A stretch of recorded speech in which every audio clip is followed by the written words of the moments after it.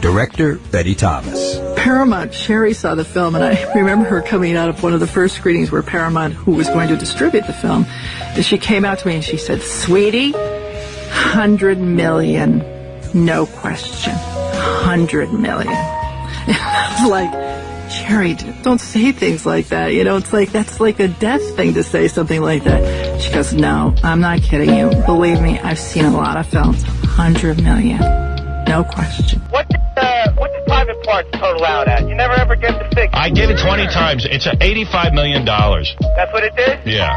That's good. I'm a big fan. Shut up. I didn't get the 85 million yet. Yeah, he thinks that's in your pocket.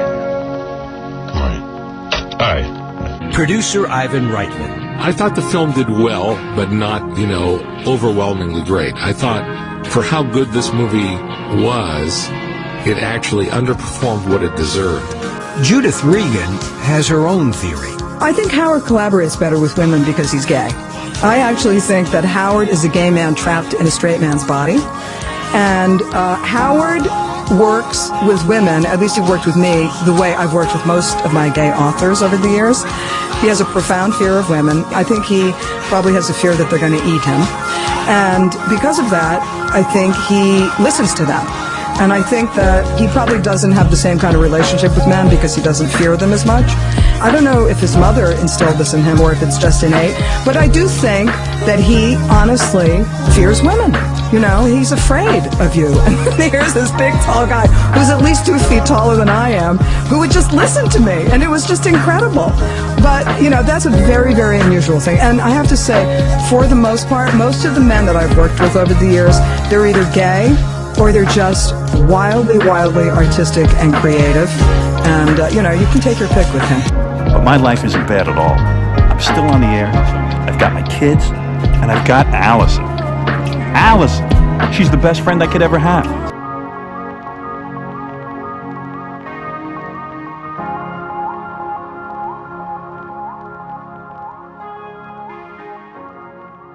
And it's this idea of make-believe that is so strange to us, because here we are adults. I mean, I'm 43 years old, and I'm in there making believe that I'm, like I'm a kid at 20 and stuff. It's weird.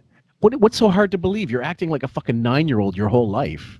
So how hard is it to go back to your... I think farting on the mic is funny and burping. I'm still doing it now at 66. It's awesome.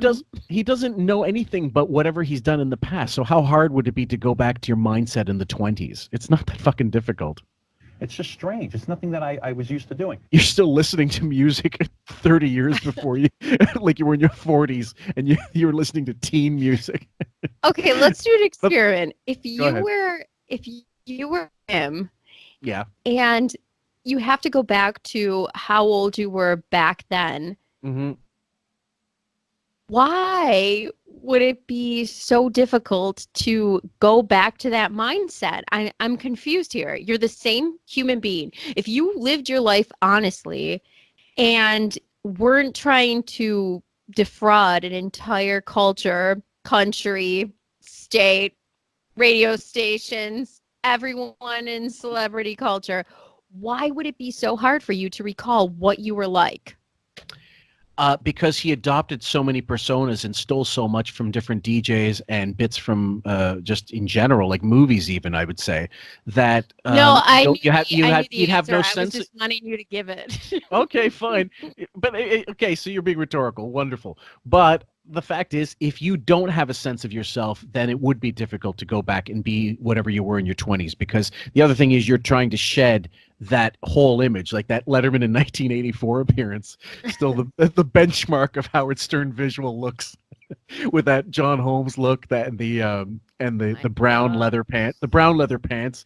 It reminds me. I keep telling people I've already done it. There's in The Woman in Red, the Gene Wilder, where he does that the makeover. His gay friend gives him a makeover, and he wears all white leather, and he's had his curls are like permed down, straightened, and he's got like this gel in his hair. It's on YouTube somewhere. Look it up. Gene Wilder, The Woman in Red. He's less hateable though, surprisingly, in that one. Who's that? Howard. He is less hateable in the John Holmes look. John Holmes look than he is in, girls look. Oh Jesus, yeah, he's definitely The shout at the devil look was not very becoming. So, let's continue. And I got into it, and I really embraced it. And then I found after about 2 weeks, I called for my close-up last so I could have more rehearsal time. And I really enjoyed it.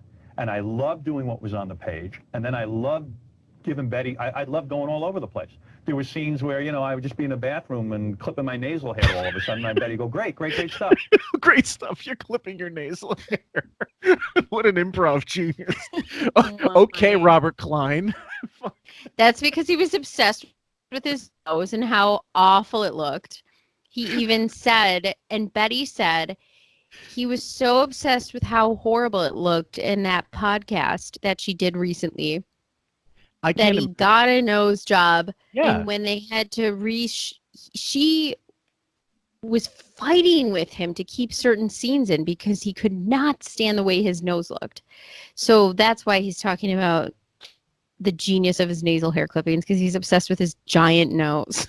One of the funny things Robin once she said one time, I'll never forget, it was about the time when he was going to get his nose job. She said to him, please don't get a nose job. And he goes, why not? He goes, because we can't live with it. Because he was going to be kvetching about it the whole time and how much it was going to hurt and and he wouldn't shut up about it. And that came out after the fact. Yes. They were talking about how mentally tortured he is, and then they started rambling off examples, and it turned into a domino effect. Yeah, it was amazing. That was a great. That was with him and Artie. That was when Artie was there. That was a good half hour. You'll never hear that again. No, you will not. No, you'll never hear them talk shit about the Emperor. And we'd start to collaborate, and the collaboration was weird for me in the beginning. I'm not used to that. I'm used to being the director. I'm the guy who presses the button in the morning for all the microphones, and I work that show. And you react to everything. I react to everything. And now all of a sudden, it was Betty, who was the mirror. She was the one saying to me, hey, that was good, that was bad. All of a sudden you had to come to trust her. It was a whole different process. So you learned what about yourself doing this? Yeah, go ahead. I had Betty. She told me I had no clothes on. I was not the Emperor. I realized I was naked putz, and I had to actually do something and try to have some sort of skill. I wasn't perfect. My ego wasn't being stroked constantly every day. They must have spent $1 million in craft services and all kinds of shit to make him settle the fuck down. Like during that set. I can't even imagine how intolerable he must have been during this whole thing, because he had to actually take criticism. Yeah, and he had to have someone telling him, no, that was shit. And Betty, and make no mistake, everybody, Betty Thomas was a take no shit kind of person. They called her Broadway Betty. They called her Broadway Betty in the Second City days, and apparently she didn't wear underwear, so if they would change between scenes, through different sketches, she'd be completely nude, and she didn't give a fuck. And at one point, she was arguing with one of the cast members, about something, and she goes, all right, show me your dick. And the guy did. The guy whipped out his dick, and the first thing she said was, you call that a dick? She was a brassy type. She was like a fucking, I don't know, the American version of, I don't know, God, I was trying to think, Anne Murray. Like some really just broad in every sense of the word. I love her, actually. What was this podcast you heard her in? Where was this? And when was this? Because I gotta listen. I gotta listen to this. I think I talked about it with Ben. Hold on, wait. Can you pause our thing or write down a number? I'll write down a number. Hold on. More mountain that you can climb. I learned that I like doing this better than anything. Better than the radio. Better than the radio. I enjoyed. Why? The radio is live, except for getting up in the morning. What is it about the movie business? It was the most exciting. Now, I had the best of all worlds. I had a collaboration with Ivan Reitman and Betty Thomas. It was the biggest aphrodisiac being on set. 20 years later, that's the first thing he asks any movie star. Is it impossible to fall in love with your co-star? Isn't it just like being a baby? Did she get everything? Did you get your ass wiped for you? Isn't it just the best? And you ever notice that celebrities, even the ones who have been in the game for so long, still don't agree with that? Right. sort of, they think it's great, but they're very cognizant of how non-real, how that is not a reality, how Yep. they strive to have normal lives and for their children to have normal lives, at least some of them.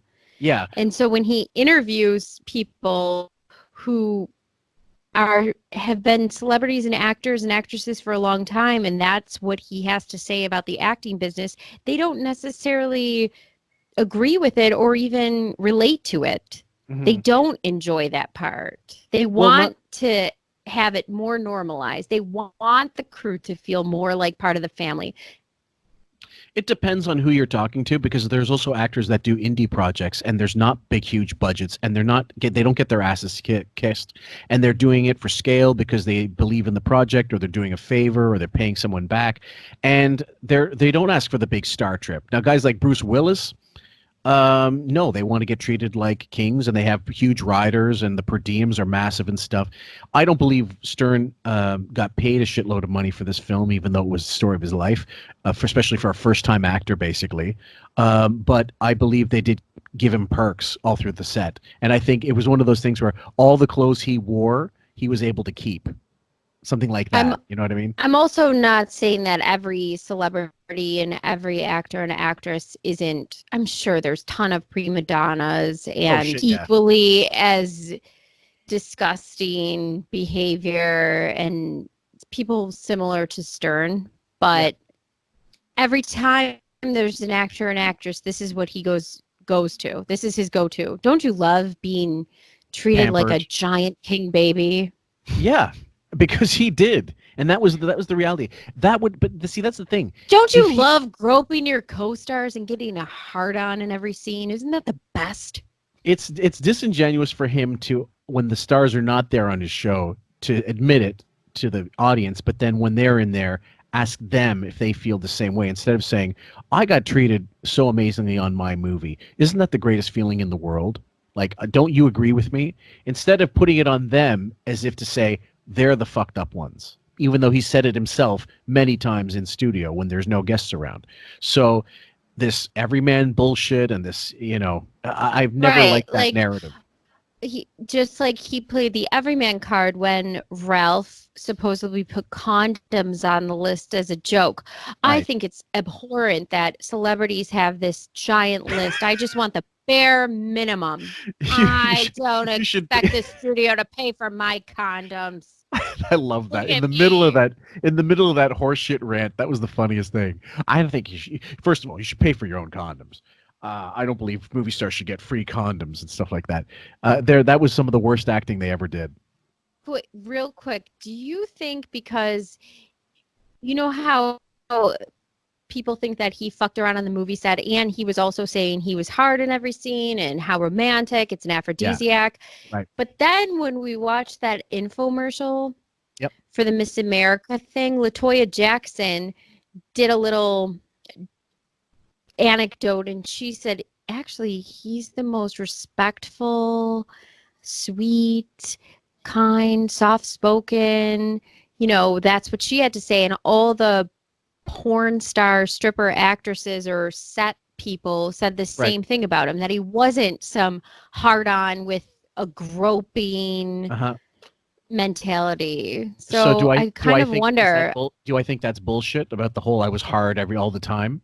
Correct. Yeah, I'm asking, do you think that? True. I think in truth, and I said it before in other podcasts, that Allison caught him fucking Ralph, and or vice versa, you know what I mean? Whatever, but doing something gay with Ralph, and the condoms were for him and Ralph, and there was hence the need for Angie Everhart and Robin Givens as Buchwald clients to be paid beards for him for a time when he absolutely would never have wanted for it to come out that he sucked dick.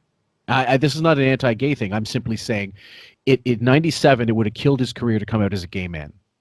His career's dead now, but by then, middle '97, he's a fag. No way.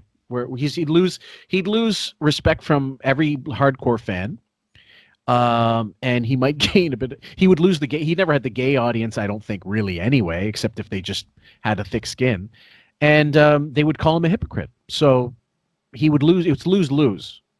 And he wouldn't want that out there anyway. He would, even if he was sleeping with Mary McCormick, which I don't believe. I think he got busted with Ralph. That's the truth of it. I think so too. Plus, then his homosexuality cure in Miss America wouldn't have been worth anything. Yeah, right. Exactly. We have to refilm that infomercial, including Ralph instead. And I had some actors in here who were great New York actors. Yeah, and the interesting thing about these are all mainstream people. Yes. Yeah, they were great actors. I mean, it was an interesting project. Yeah. Non-actors and actors working together. Robin and Fred and Jackie, non-actors, and Gary, and then the rest of these people. The woman who played my wife, Mary McCormick, and Paul Giamatti, who played Pig Vomit. Right. Really good actors. And I loved the collaboration of it. I liked the idea of being physical. On radio, you're never physical. He's doing sock puppets now. Yeah, go ahead. Can we please just picture what Paul Giamatti must have thought of him? Well, the one thing I don't know if we mentioned it in the private parts thing, but one of the worst things about the film is those actors made him look that much worse because they were so professional and polished and on their game. And then Paul Giamatti had a fucking great showy part, and they really just kind of exposed him for the non-actor he is. That's why I would have gone with the Jeff Goldblum or whoever the fuck. Why wouldn't you have Paul Giamatti on your show? Oh, what? Paul Giamatti? Stern. He's done Stern, hasn't he? Or no? I think he did. I think he did at one. I think he did at one point, maybe around when he was doing Sideways. Okay, or something. Well, he's had an illustrious career. Don't you think he should have come on? He's so popular, Stern. Yeah, well, you need good-looking people. You can't have Steve Landsberg on or somebody. The idea of actually showing something to the audience visually. One of the moments I like best in the film, I'm sure it washes over everyone. I don't know if they notice it. I'm on the air. I'm talking about my wife's miscarriage in Washington, D.C. And there's a moment where I'm really going on and on about this miscarriage, and Robin's telling me I'm a nut. And it looks like I'm just having fun. I turn off the microphone, and suddenly you can sit there and just drift off, and you can see that I'm evaluating what I've just done. Now, that's a moment I could never share with an audience on radio. But at this point, you're also filming your show to put on the E! Show. Because that didn't happen. Well, that true, first of all, also. But at that point... It happened that he talked about the miscarriage. Yeah. But the part where he reflects and looks in contemplation about the action and the sentiment that he just made across the airwaves, that never happened. No, he didn't give a fuck. He was throwing whatever he could at the wall to see if it would stick, and that was one thing. Something visual, it's nice, and it gets an audience thinking like, wow, this guy, maybe he has a conscience. Or maybe he doesn't. Who knows what he's thinking about, but he's lost in thought. Do you know anybody? Who knows what he's thinking about, but he's lost in thought. So you just contradicted yourself. You're saying you bullshitted for the camera, and it's up to them to figure out whether I'm being honest or not. And there's no thought that went into it, except that it was calculated. I've got to look like somebody who's sensitive out of this. I have to look like a human being. Otherwise, the character is not likable in the film, and the film doesn't work. Oh, and in case anybody's stupid, he doesn't care, and... Yeah, the divorce kind of proved how much he cared. That's had a career you'd like to have. I mean... I can't imagine, because I've had a career like nobody's had. And I think that I could have had a career like a straight broadcaster. I think I could have been a straight broadcaster. I laughed when he heard that. When I heard that, he's a straight broadcaster. Going, you are actually a good actor, Howard, but you're not that good. If you want to talk about straight broadcasting. I mean, he fooled us for a bunch of years, so... I don't know. Yeah, I guess thankfully there was enough testosterone on the show to hide the weapons grade faggotry. Talk show host. Like a regular talk show. I think I'm a pretty good interviewer, and I think I could have done that. But I didn't want that. My career. I like the idea that I'm this controversial guy. I'm this guy that nobody can figure out. I'm glad I can't even figure me out. But what is it you can't? What the fuck does that even mean? No. And here's the part that I hate the most about this sentiment is I could have been a straight interviewer. Now he wants his legacy to be, I'm the greatest interview that there ever was. But then when his career was at its most popular, biggest height, most fans, most listeners, he liked that he was this enigma that nobody could really figure out, this dichotomy, this bullshit. He enjoyed that. That was the identity that he was going with back then, that he was saying, I like that no one can figure out who I am. Great. Now it's, I'm the best interviewer. Don't question it. Have everybody come on. Let me talk them to death to the point where they are literally any window, any rope, any ladder to climb out of that studio because it's so mundane, boring, and nothing. Yeah. Well, the idea that he says, I didn't want that. He didn't know at any point. He didn't know what he wanted except that he wanted to become very famous and very rich. That was it. However it happened was incidental. It didn't matter. It didn't matter. Not on Canadian dollars. Yeah, not in Canadian dollars, not Chum FM in Toronto. It was a little ridiculous and disingenuous for him to say, that he. You're right. This whole narrative that he likes whatever people are going to buy and accept and digest. He's like he's like a salamander changing his colors. Salamander. Let's keep going. That's the chameleon. By the way. Oh, yeah, I knew. I just wanted to. I need an excuse to throw salamander in there. Otherwise, chameleon is not something we have evidence of him saying. Anytime I can throw that in there, I do. Why not? Mystery is about you. It seems to me you're the following things: a guy who really does say what's on his mind. Right. Now, B, a guy. Now this is important. Visually, guys, you got to take a look at this. You're going to see some major gulps. You're going to see some nods. You're going to see some shakes. You're going to see all kinds of tells when Charlie starts doing his bio because he's starting to talk about family, and Wiggy is scared.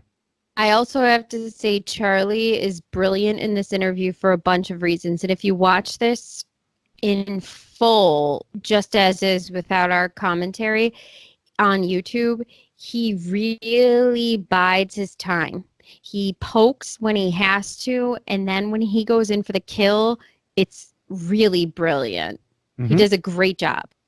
Who's very savvy about who he is and how each thing fits into a pattern. A guy who works his head off in order to be good on the radio because he wants to be successful and he wants to continue doing. All of that, a guy who happens to come from a certain value system so that he met this woman, he knows how lucky he is to have her, and he doesn't want to risk losing her. And he doesn't want to risk losing her love because if he did that, he knows he's dead and that whatever else is on the other side ain't worth it. Right? Yeah, that's essentially it. What am I missing? See that shake? See that shake, ladies and gentlemen? That's one of the tells. That's one of the tells that he, like Charlie has said something. He's saying yes. He's saying right, but then he's shaking his head. So you got a conflicted message right there. That means he's agreeing, but he's not. He knows in his heart it's bullshit. Please, Sam. This is also the brilliance of Charlie Rose as an interview versus Stern. Whether you know it or not, Charlie Rose has listened, digested, computed, and formulated a response to this entire 25, 30 minutes that he has been going on and on to the perfect question, tabulated everything, and is spewing out exactly what Stern said using his own words back at him with a question. And this is, he can't compute it. So he's shaking his head no and saying something else. Yep. And the fact is, Charlie did his homework, and he does homework. He's like Mike Wallace was the same. Mike Wallace was exhaustively researched when he had an interview with someone. He knew everything about their life. He knew what he was going to talk about. He had questions he was definitely going to ask. And when he had an hour, he had the time to ask all those questions. So, yes, Sam. And Stern has said, here's the secret about late night shows. Nobody really listens. The interviewer doesn't really listen to the guest. The guest doesn't really listen to the question. Nobody really listens. Quote, he said that. Nobody really listens. Guess what happens when somebody really listens? This. Yeah, they take you to the cleaners. Now, Charlie's not being antagonistic, as I said before. This is not a bad interview. He's not taking him to the cleaners. He's just throwing stuff at him that he'd ask anybody that was in a subject. And he's getting thrown by it. Howard can't deal with reality, even in an interview. So let's continue. People, first of all, have, listen, you've read the articles on me. Yeah. People are confused by me. Right. Some people think I'm insane. Yeah, some people think I'm insane. Some people, and you know this. I mean, there are people who think that I run through the streets nude all day and butt-bongling women. And I don't understand that aspect of it, but that's just the difference between you and I in terms of why you do that and what's great about that. Right. But that's okay. And I like this sort of mystery about me. I'm not a guy who goes to Hollywood premieres. I certainly don't. Not like you do now, for Christ's sake. I'm not a guy that goes to premieres. At this point now, he's still putting out that feeler, that idea that, oh, I'm just a regular guy. I don't hop up with the Hollywood homos. And then not even 4 years later, he's going to Sex and the City premieres with Ashley and Beth. He's he's going into parties. Bianca, yeah, all that horseshit. And a costume. Yeah, amazing. Show up at any of these openings and things that celebrities do. P. Diddy white I party. sit at home in a basement. Go to bed at 8 o'clock. Go to bed at 8 o'clock. It's almost like a monk's life. To what end? Go ahead. He went to a magazine premiere of his wife for Hampton's magazine with her on the cover in a wedding dress. He went to a red carpet premiere of that with holding champagne and giving interviews, and they were being followed around by these local Hamptons journalists giving selective interviews. He's such a fraud. It's unbelievable. His marriage was more promotion, I think, just as much as the Private Parts movie. He promoted his wedding just as much as he promoted the Private Parts movie, even to the point where who's going to get in? Yeah, and apparently people, if we hire them. The thing that I found most telling during this big junket, because I had to look at it retroactively. I mean, I did see some of his appearances in real time in '97, but I didn't see all of them until way later, or most of them. And isn't it telling that Allison never makes an appearance on any of these things? She's not promoting anything. Like, she's not helping him promote. This is the story of their love. It's all about Allison, but you never see, hear, tell of her. Not because she didn't want to do it, because she plays, I don't know if she plays a part. I think you can hear her voice in the, she plays a switchboard operator or something, like a bit part, not a speaking role. She didn't go to the premiere. Well, that's it. And so, I mean, anyway, I don't think they could spin it any other way than it was just a disaster. So. I don't know. I can't figure out what I'm up to. And my father had this discussion with me the other night. He said, now, hold on. This is another one of the most aggravating tells in the whole thing. It's coming up in about 30 seconds when Charlie starts to drill him about Allison. So everybody, please pay attention. Well, he says, what are you doing now? Because there was some discussion about me going to a big television show. There's been a discussion about me doing another movie, and there's all this. I was discussing all these various options with him. Yeah. And he said, "Why? What? You've done it all." He says, "You've proven yourself. Why don't you take some time and relax?" I said, "I don't know. I think I'm still trying to prove myself to my father. Who thought I was a moron my entire life." Has he ever said to you, "I had it all wrong"? Yeah. In fact, I wrote about this in my book. Okay, so here he admits he's admitted on Charlie Rose that his dad did finally tell him, look, you're a success. You've done amazing for yourself. He's given him props. So what's his excuse 23 years later, still fucking dumping on Ben Stern? His father said, you've done enough. Yeah. Basically saying you have gotten to the point of success where not only do we acknowledge it, we listen to the show every day, even though this might not be our cup of tea, because we love you so much. Right. Why don't you stop with this TV show and this appearance and that appearance and this whole thing? Because Ben was worried about him losing his family. Yeah. You know that's why that conversation was had. Because most likely. You are doing too much. You're not paying attention to your family. Your wife probably complained. She was good friends with them. Yep. And you think, and this is the other thing, this is a question I want to ask you that's kind of, it circles around. Do you think after the divorce that Robin had nothing to do with Allison after that? I'm pretty sure she got Howard in the divorce. I think that Allison probably didn't want anything to do with her either. I could remember when they moved, she said that Robin, she wanted her to go to crisis services. I think she even Robin wrote it in her book. Yeah, she needed crisis counseling. She Right. recommended she get it, yeah.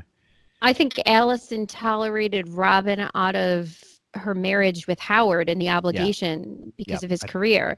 So I don't think that mattered. Yeah. But I think Allison probably maybe could have kept in touch with Mary, because I don't think Mary was a huge fan of Beth. Mm-hmm.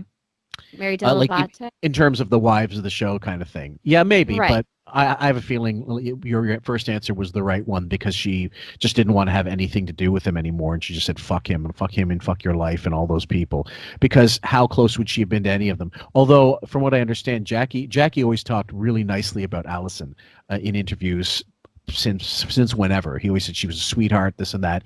And when you see her, she is actually very likable. Look at those videos from 92 and early 90s when you see her on the show and the Newlyweds. She actually looks kind of cute. She's attractive, Allison, when she was younger and stuff.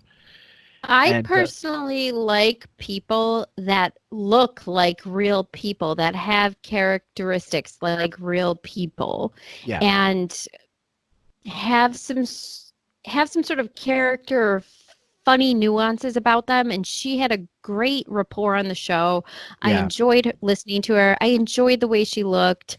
I thought she was funny and quick and sassy. Oh yeah, everything he doesn't want in a wife now. Correct. And I think the parents probably did miss her. They probably might even still have a relationship with her based on having one with his children. Who knows? Yeah, I'm sure they do, actually. Yeah.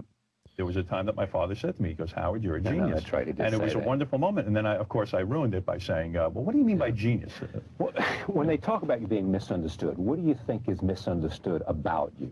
That you are that on the part of you that we see in the movie, the guy who's been monogamous with his wife, the guy who's a good father to his 3 kids, that's one. Did you see that shake, folks? Did you see that head shake? That was that was one of the tells.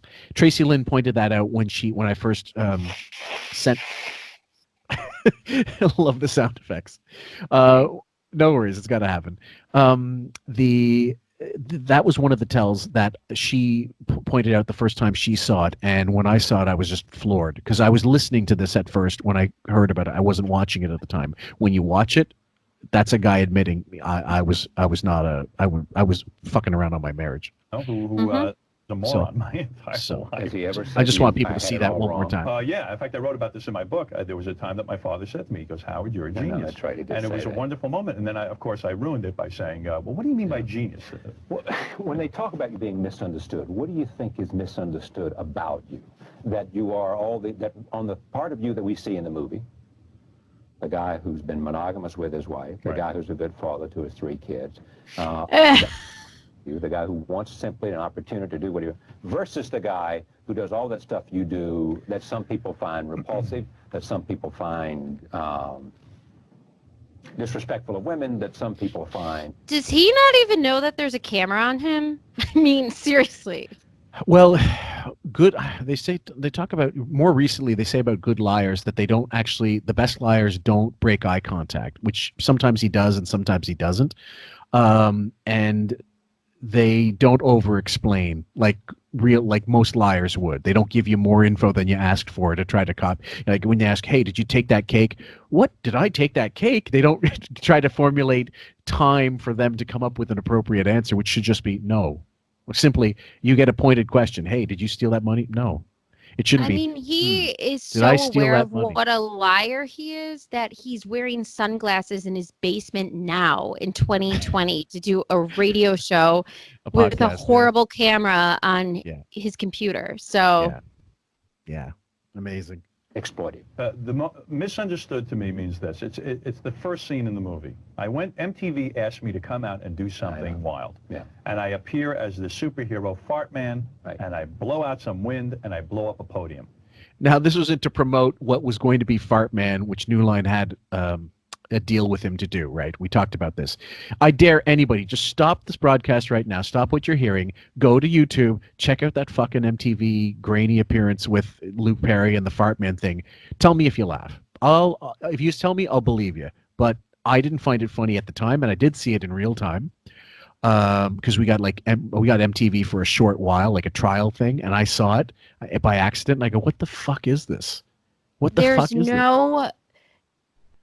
Let's say if the guy wasn't called Fart Man and his ass cheeks weren't hanging out, he's not flying down with his ass hanging out and bends over, maybe the surprise of like actually Howard Stern walking up to the podium like himself and trying to introduce the movie and accidentally farts, maybe that could even be considered funny, probably more so than literally a fart coming down from rafters. Well, beyond that, it's like he in the concert for New York. Did you ever see that? The after 9/11, the 2001, the concert for New York, he announces something, and there's I got a couple video stills where I took where he had the same thing. He had his ass cheeks hanging out, and he mooned the crowd. And it's like at some point he could not get enough of showing his bare ass cheeks to fucking people, and it's not funny. Like I don't know. It's still at 40 something, almost 50 years old, and this is what you find funny. You know, what's it? What movie was it with Jim Carrey? Dumb and Dumber. Oh, Ace Ventura when he was speaking out of his ass. Right. Okay, that's it. It was done. Goodbye. Right. Yeah. I mean, anything else is this. Right. And there's bathroom humor. I mean, another Jim Carrey film, that scene in Dumb and Dumber when Jeff Daniels he's taking all the X-Lax or whatever, and he's on the toilet and he makes that awful shit noise, whatever. Right. My father, I've never seen my dad laugh like that before or any other time, because Dad had his own issues with bathrooms anyway. And it was a genuine laugh, but that was also disgusting, but that was actually funny. Howard Stern at the MTV Video Awards, that was just not amusing. It wasn't amusing in 92, and later on to throw it up as some kind of, I was being, irreverent, and I was being, funny and stuff, because he's about to go into Richard Pryor and how the Three Stooges were just as brilliant as Richard Pryor, which I laughed hysterically at. I'll even take Eddie Murphy and Nutty Professor when he was All of the Family and he's farting and they're each gassing each other out at the table and embarrassing him. I'll even take that. Well, I hated that too, actually. So I'm at least I'm consistent. But I'm saying that's better than Fart Man. Yeah, Fart Man was not even. I think already later on in some podcasts, he actually admitted, like, yeah, that's one of those times when you go, oh, you felt bad for Howard because it was so unfunny, and that's rare for Artie to say something like that, even post Stern Show, especially post Stern Show. So. Yep. And people said, oh, you did it to be outrageous. You did it to piss off society. You did it to, put up your middle finger to everybody. Right. You did it because you're running against the establishment all the time. I didn't do it for any of those reasons. I did it because I wanted people to have a good laugh. I thought it was funny, and that is why I'm misunderstood. So I come out, I do Fart Man, I see an audience filled with laughter. The next day in the newspaper, it's the front page of every newspaper in the country. No, it wasn't. It was not front page of any newspaper. Go, I dare you. What front page news is he talking about? And when I walk backstage... Why doesn't he just start farting with his armpits right now? Seriously. Right. It's so ridiculous. Yeah. They're show business people. They're giving me a look like I'm a dirty, filthy demon. That's like somehow that's a true story. Nobody gave you a look like you're a demon. Everyone thought you were an idiot. Yeah, that was the whole thing. People were not looking at you. They were not criticizing you for the disgusting the disgusting nature. They were just kind of taken with how incredibly fucking unfunny you were and how unfunny that bit was. It wasn't even a bit. The whole thing was you're going to come down dressed as Fart Man. How much funnier when he decided to go to Letterman in drag. I'm going to come up in drag. Instead of saying something funny, I'll just come in dressed like a woman, and that'll be my whole shtick for 8 minutes. Yeah, that carries. And Jesus a bunch of Christ. times. Yeah, multiple times. That's absolutely true. And that's And why almost detestable. Yeah. And I go, you know what? I said, am I any different than a guy who goes up and plays music for somebody? I made people laugh. I made them feel good. What the hell? Farting is music? I was gonna say, imagine Eddie Van Halen brings out his guitar, bends over, and farts into the crowd, into the mic. Could you imagine if I'm thinking of if my dad was like, I just got this great CD, I want you to hear it, versus, hey, how's it going? Like, yeah, there's a big difference. Yeah, you can listen to Dark Side of the Moon, or you can play his appearance on the MTV Music Awards. Same shit, right? Kind of me of high school. Same thing. The cool kids. Nirvana. Nirvana. Unplugged. Methane. Or Gas. listen to me fart into my arm. Same. Yeah, same shit, guys.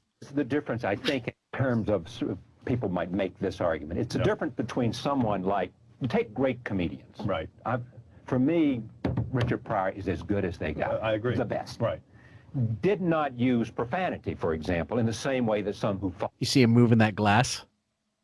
Just like very, almost imperceptibly. followed him. Right. There was wit versus sort of saying things in profanity or saying certain kinds of words that will generate a laugh. That laugh is not worth having compared to what a Richard Pryor does. See, I never evaluated laughs like that. Yeah. To me, if you're laughing, it's enough. It's enough. He's full of shit. In Private Parts, he lists what comedians he thinks are funny and what comedians he doesn't. And so he's always evaluating. And he spent his career fucking evaluating people. Bands, singers, musicians, comedians. That guy's not funny. That guy's past it. Oh, this guy's great. Talking about Mountain for 20 years like they were the Beatles. Which I love Mountain. Don't get me wrong. Too but stupid to understand nuanced humor. yes. He doesn't get why it's good. Right. What Charlie Rose is saying right now is way over his head. Right. Because there was a wrap-up show I recently posted on my channel about Artie trying to explain to Sal about how you could get more out of your own stand-up if you were smarter about more trivial things, if you knew more references. And Sal was saying, I don't care as long as people laugh. And there is a difference. Go to any stand-up show. You will laugh way harder if something is smart and funny. And I don't mean smart meaning Dennis Miller references, but something that was well constructed as opposed to some guy bending over and farting into the mic. There's stupid laughs and there are smart laughs. I'm sorry, that's the nature of the beast. That's the reason why people talk about Seinfeld. Not my favorite show, but there's a reason why no one compares Seinfeld to, I don't know, Happy Days or Two Broke Girls or something. You could still laugh at comedies from. I laugh at I Love Lucy still. I swear to Christ, I still think that I still get a laugh from that, or All in the Family. I or the still honeymoon. get a laugh from that. I never really watched that, but I get what you're saying. Yes. Yeah. But the bottom line is he's putting a laugh above quality and above the idea that there's a meter or there's some kind of level. There's different levels or layers of comedy, and there always has been. There are guys that are like one note jokes, like Jackie Martling, whatever, who just did the one-liners jokes, and those are funny. Yeah, they are funny, but they don't compare to Richard Pryor or a Lenny Bruce bit that goes on for 8 minutes long. Chappelle, any of these people that have long form shit. Bill Burr, for fuck's sake, tells stories that are hysterical, and he also can do some one-liners rather. But doesn't it drive you crazy now in retrospect that comedians revered him, look Stern as the holy grail if they got on? Yeah. I mean, I know it was the most popular thing, so they would generate more listeners and popularity because of being on the show. But it does drive me crazy that he is synonymous with comedy because he himself is so not funny and does not understand humor and does not appreciate it. Yeah, and that you're right, and that does bother me that guys like Florentine or like Artie, and not that Artie's Richard Pryor, but that and Norm Macdonald held Stern in such esteem, like he was some kind of comedy guru. He was.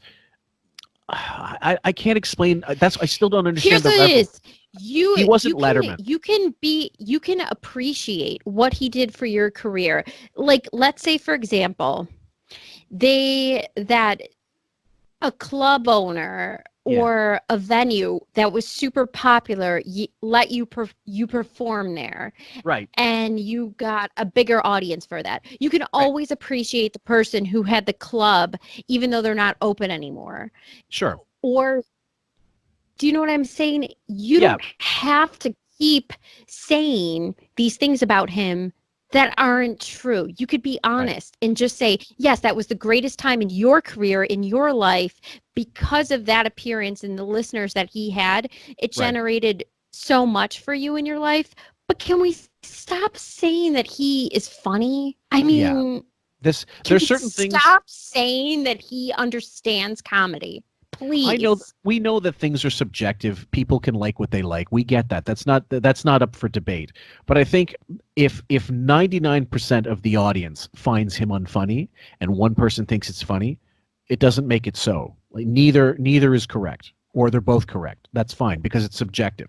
But I think, if you're going to argue the fact that if you think he's still funny, and you want to attribute a metric, look at his listenership. Just look at his YouTube channel. Look at the comments. Look at his Twitter feed. People are responding. Most people, the average person, doesn't find him funny, never did. And now most people don't find him funny. Look on his Twitter feed. Most people are telling him, who gives a shit? You gave us free week of Sirius or 2 weeks. No one wants it. No one wants this fucking show. 90% shit talking. 90% of it is, you have to be kidding me. And the fake Twitter followers that he probably hires are that 10%. Yeah, not even that, 10. Yeah. Not even 5%. For every 15 comments, there might be one that are saying great show. Yeah, that's the ratio. Like 5% of the people that comment are talking about how awesome it is. And they're probably back office staffers are just deluded, because there's so much out there. There's so much more out there since he's gone on to Sirius. Podcasting is through the roof. There's a million podcasts you can listen to that are more entertaining, more informative, better produced, and you don't have to hear his horse shit again. So anyway, I'm sorry guys, big digression, but this comedy stuff gets me annoyed. These Stooges, I think they're as brilliant as Richard Pryor because they make me laugh just as hard. I thought the TV show The Munsters was as funny as anything I've ever seen. I did love the Munsters. And I loved the Three Stooges, but they were not brilliant. Why would you say they were brilliant? That's ridiculous. I just thought the Munsters, I as a kid, I got a kick out of the fact when they're dusting, they're putting dust on. It's like very Amelia Bedelia. You know what I mean? Charlie Chaplin was brilliant. Okay. I think Groucho Marx was brilliant. But certain things, there's comedy that's brilliant, then there's stuff that's just dumb humor. I mean, you could admit that, but there is a difference. It's not all the same. I'm sorry. Brilliant comedy. Rant over. I think that when I go to a theater and I see audiences laughing, erupting in laughter, I don't know when you saw the movie, but I saw it Saturday night over pickup. And if you saw it with a bunch of people, they sit there and they laugh hard. They do. And how I get those laughs, I don't care, as long as they're laughing and having a great time. And to say that Richard Pryor gets a sort of wittier kind of laugh or this or that, who cares? I want to laugh, and I want to have big laughs and good laughs. And I don't care how you get there. And everyone sort of has their own sense of humor and their own sensibility about how to make people laugh. Yep. So the person who I know that was paid to stand in line and fill it out, they actually got the tickets. Yep. Or whatever, went and left because they thought the movie was so bad. How long were they in the theater for? Did you get that? I think they said maybe 35 to 40 minutes and left. They bailed. Yeah, just not. Yeah. Oh, but let's see if I can recall this. Was this person a fan? I don't recall this. They listened to it just because it was on the radio, but not like we were. Yeah. They were, I'd say they're a peripheral fan. Like something, if they turned it on and it was a conversation that they wanted to hear, they would. But their lifestyle was so that they weren't up in the morning so much. So when they had to be, sometimes they would hear it. So is it like casual, very casual fan, or not even a fan at all, just a casual listener, I should say? Yeah, I'd say it would be like if you live in a city and you have those morning people who are on a radio station forever and you know who they are. You happen to be in the car, you turn it on. It's just kind of familiarity. It is what it is. Yeah. Well, the thing was, and I seem to recall this, that at the time of the release and stuff, it was a matter of, God, I know now I've lost my train of thought. I if I recall, I'll come back to this. I might just cut that out. But let's continue. I was just thinking about it'll come back to me. I just admire anybody who can make anyone laugh. Acceptance doesn't mean anything to you. No. I thought it didn't. And it really doesn't. Because when critics knock... So is it? No. I thought it did. It really doesn't. Which is it? This whole fucking movie is a shill.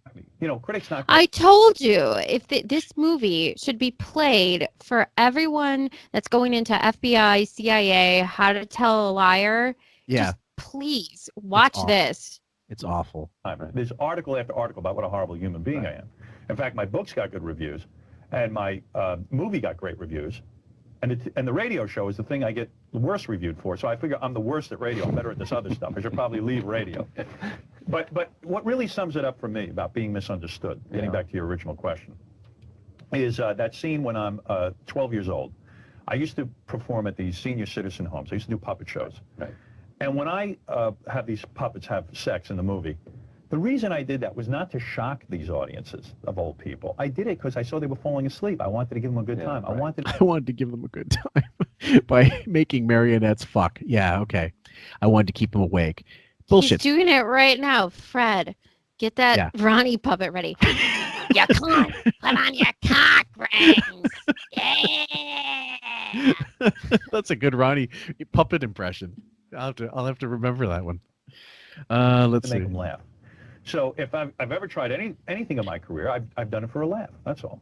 The other side of that is the cruelty. Some people see cruelty. Yeah. If you say, "I wish they were dead," speaking of an FCC commissioner, that's right. That seems to go over the line. I wish that they were dead, their father's corpse. I would skull fuck it. Right. I wish they had AIDS. I wish AIDS on their family. Somebody, if in fact, if we accept the notion that you mean it. Right. It's not just funny, but you mean it. Well, I've always said the show is opening up your brain and saying whatever dirty little thought you have in there, even the thoughts that aren't so respectable. And I know that all of us... Even if it's about fucking corpses. Yeah, multiple times. Or bringing in dead bodies into the studio and parading the ashes around. Mm-hmm. Yeah, that's funny. She dropped dead. Fondling body parts in ash. Fondling bones. Yeah, reaching for them. I hate this person. It's a matter of expression. But at the same point, having said it, I have always thought that speech is a wonderful thing. I do too. It's great. It's great to be free with speech. Only for me. Except if you're Opie and Anthony. You keep your mouth shut. Don't you ever even say my name. Don't even say radio edit. That's the ironic thing. He did the same thing to Opie and Anthony that Colford details Imus did to him when they were at NBC together. Imus directed NBC to tell him, don't mention Imus on the radio anymore. So as soon as he got to a point where he could do that to people, he did the exact same thing. An empathetic person would go, I know what that's like. I'm not going to fuck with people like that. He didn't give a fuck. He got his baton. He wanted to fucking wave it. Janine Garofalo actually said something about free speech. I forgot who was doing the interview, but she said Howard only cares about his free speech. Yeah. And that's the truth. She was correct. Yeah, he was never a free speech martyr. He didn't give a fuck. He wanted to say what he wanted to say. He didn't care what other people thought. You cannot say anything at this table that would offend me. What if he called you a hook-nosed cheap Jew like Andy Dick did? Or if he says you were slapped the yarmulke like Jamie Presley, you could not say anything. Or the time you went on Letterman hawking those awful stiletto radios with no subscription attached. It looked like... Or when Letterman goes giant bags of coal basically, and he was wearing a Santa dress, and his legs he crossed them, and Opie and Anthony played this, and I remember Opie was just like, what is he? Is he gay? He's got to be bi. And then He's like, why is he still doing this? Oh my God, look at him shilling. And they were just going through scene after scene. Yeah. Yeah. That's, And the following, I think it was the following appearance once he was on Sirius, where Letterman gave him shit for saying, "So you're taking some Fridays off?" He goes, "Yeah, some Fridays." He's taking Fridays off. He goes, "Yeah, some Fridays." He goes, "Oh yeah, how many?" He goes, "Well, how many do you take?" That nothing could offend him. Jesus Christ, he's the thinnest skinned pussy on the planet. They had all these roasts for people. Daniel Carty. He couldn't take it. Santa Claus dress. The Santa Claus. Jesus Christ. I have to dig that one up and make a Photoshop of that. Your actions might offend me, but not your speech. And that's why I can do the type of show that I do. I enjoy characters. I love interviewing Ku Klux Klan guys. We know. I've said this before. I sometimes think it's their way. It's like being in a rock group. You never say the N-word. Yeah, that's right. And they're the Grand Kleagle or whatever You they are. enjoy interviewing the Ku Klux Klan guys. Okay. Yeah. Hi, Sonny Hostin from The View. Way to bow down. Yeah, that was cringeworthy. Why wouldn't you go after him and say, Don't press him, Whoopi. Yeah, don't press him. Yeah, don't give him any shit. If they killed somebody, then I have a problem with it.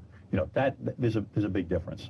So thought and speech and all that kind of stuff doesn't bother me at all. Right. Think of the Larry Flint movie. Okay, so there's a very big difference. Let me put someone on there, as he was saying in today's world on The View, you know, wearing his bouffant hair and sunglasses, hawking transcript books. Yeah. In front of Whoopi Goldberg, Sonny Hostin, and, you know, the rest of the crew. I had him on to show what a racist he was. No, he didn't. He did it to allow that sort of conversation to go on. And just like he said, I enjoy that sort of thing. But if he's killing people, then yeah, I'll have a problem with that. Everything else is just fine. You know, he'd have OJ on if he could have. He'd have OJ on in a second. Yeah, I said that. Yeah, of course he would. Fuck yeah. And so he would have these guys on as surrogates so he could have the N-word spoken. That was always his gig. No joke. Kim Goldman, he had her on. Yep. In my head, I thought if he could have OJ on 2 weeks after this, he totally would. Absolutely. Yep. I was not a fan of it. I didn't like it. I thought it was rather dull. I got through about a half hour of it, and I lost He's talking about the people versus Larry Flint in this case. interest.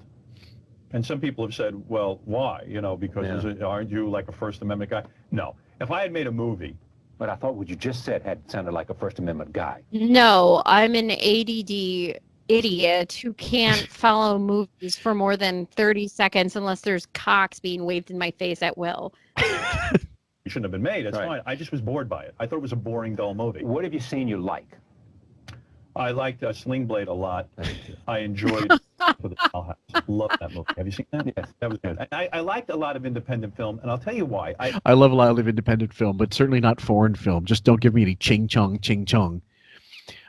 His movie, his loves of TV and his loves of movies have always confounded me to the point where sometimes I knew it was plug-ola, like he was just plugging a film and he was trying to do it. Back when they were allowed to do this, insert a plug in the form of a conversation, like, hey, I want to go see Last Action Hero, and it was a great film. And there are other times where you go, no, he really likes this. So there's some incredibly gay stuff that he claims he likes.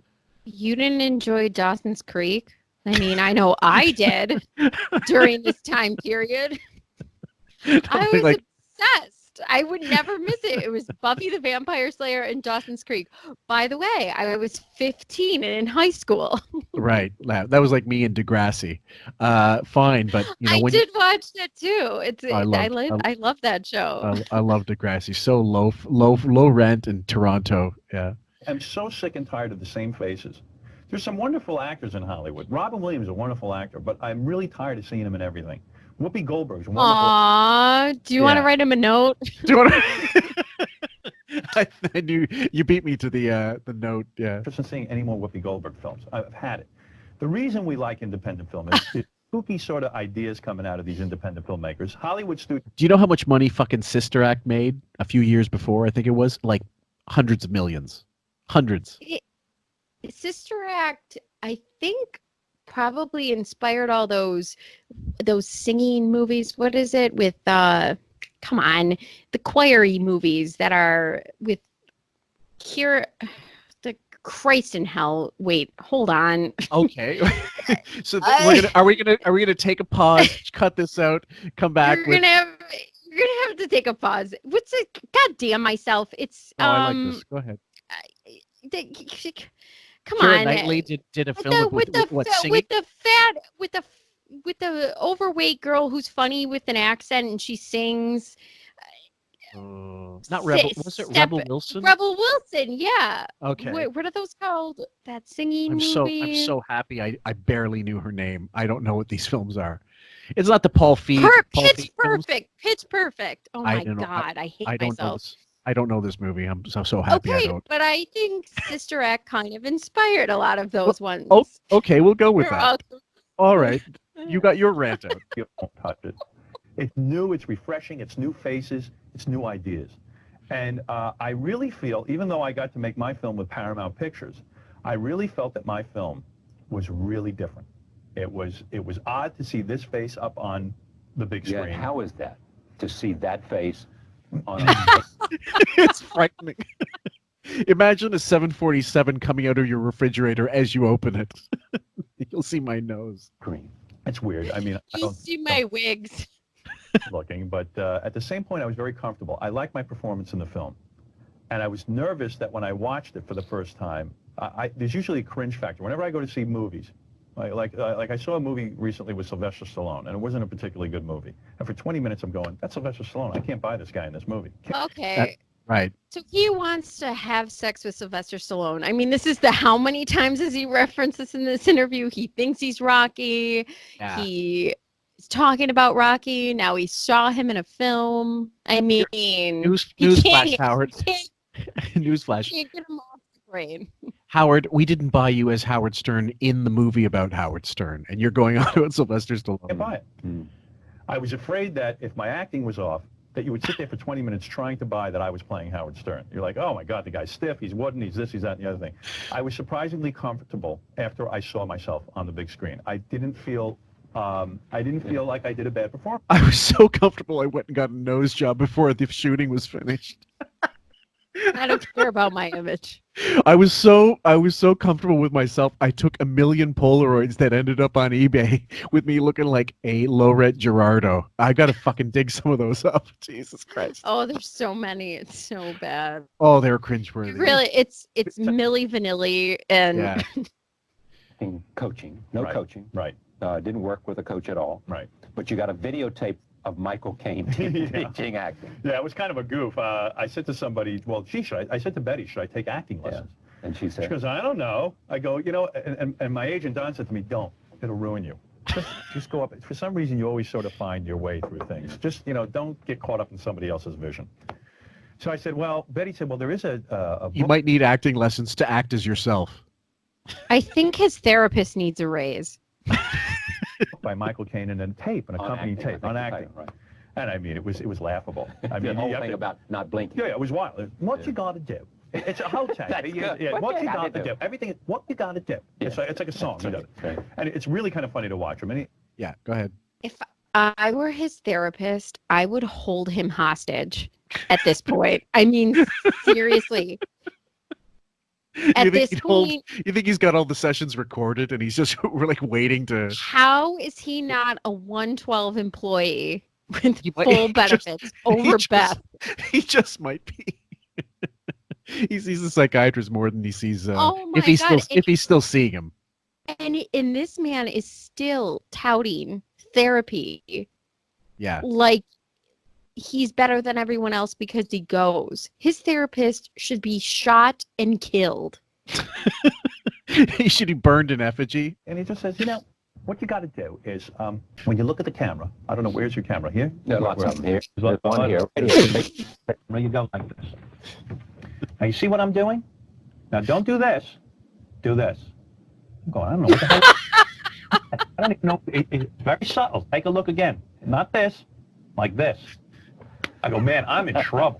If you're wondering why we're laughing, everybody, it's not about Stern. We just watched a John Candy clip and we're just losing it.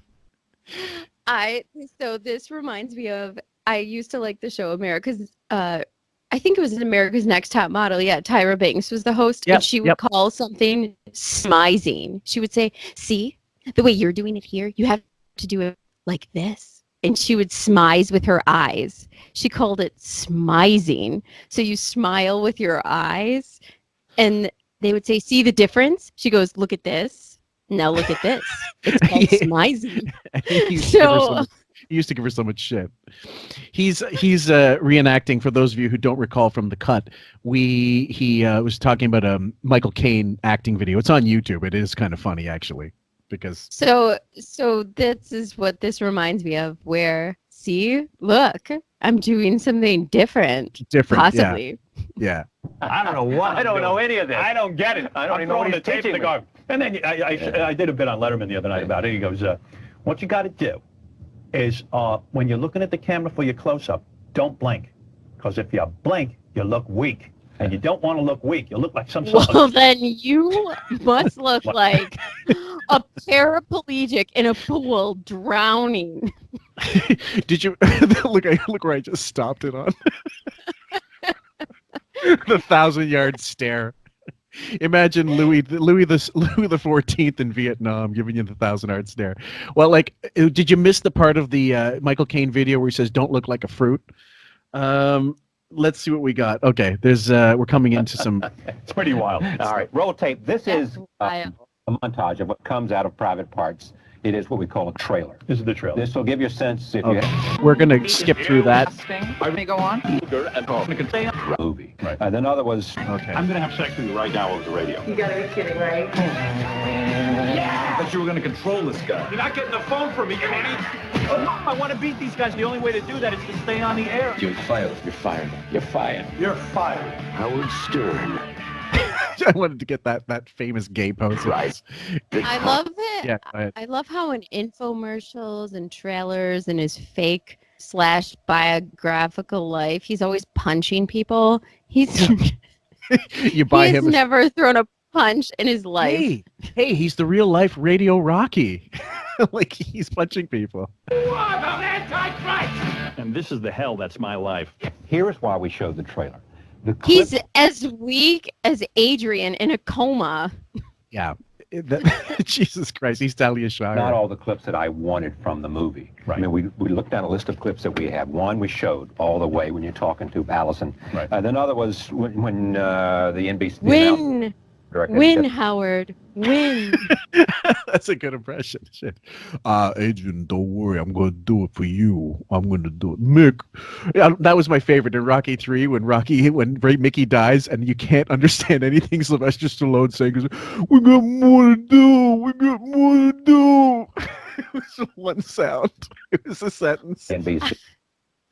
I just love when she's in a coma. There's nothing attached to her, no oxygen, nothing. She's just basically napping in a supposed hospital, and then she blinks awake like Sleeping Beauty.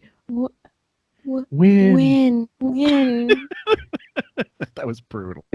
Is trying to get you to say WNBC. And the other is when Robin is lead. We saw a little bit of that. They didn't seem to me to sum up the movie the way I was looking for something to sum up the movie. Yeah, there is no... That's the problem with a movie like this. Because the movie has substance. Right. There isn't one little cute scene that can say, hey, this is the story of Private Parts. Right. The reason the movie was well reviewed is because it isn't one or two jokes in the movie. Yeah, that's why you're doing a Hail Mary. That's why this is the last in a series of failed junkets trying to sell this piece of shit. Running story, and it's impossible to show that story in any one clip. And if anything that I find difficult in marketing this movie... He just said earlier, there's no problem. He's gone back 3 times now. First he said, that's the problem if there's a problem marketing this film, which I don't think there is. You know, it's successful. And now he's going back and saying, well, this is the marketing problem. So what is it? And then we just heard also Ivan Reitman, well after the fact, explain why this film was so hard to market. It was hard to market for fuck's sake because he has no base outside of New York. And outside of North America, let's say. He also, they made this film so expensive for no good reason. Shooting in New York, certain things you had to shoot in New York, but you didn't really have to film this film in New York. You could have filmed it in Toronto mostly, and then done a couple of location shots in New York. No one would have given a fuck, and you would have cut the cost of the film way down. Yeah, it probably would have cost less if you didn't need an apartment on set. If you didn't need 20 wigs, and if you didn't keep every bit of swag you could. I just imagine he took like the towels from the hotels. And if you and Ralph weren't playing, playing dress up and Barbie, having sex with each other during the shoot, it would have been fine. You guys would have saved a ton. Oh, come on, Sam. You know that's just Jewish humor. There's nothing gay about it. Telling people that this is a real movie. A movie with a beginning, middle, and end that has real hard laughs. You know, Owen Gleedman in Entertainment Weekly, and that right there, he compared the movie to MASH. He said the classic battle between Frank Burns and who was it? Elliot Gould. Right. It's the same between me and Pig Vomit.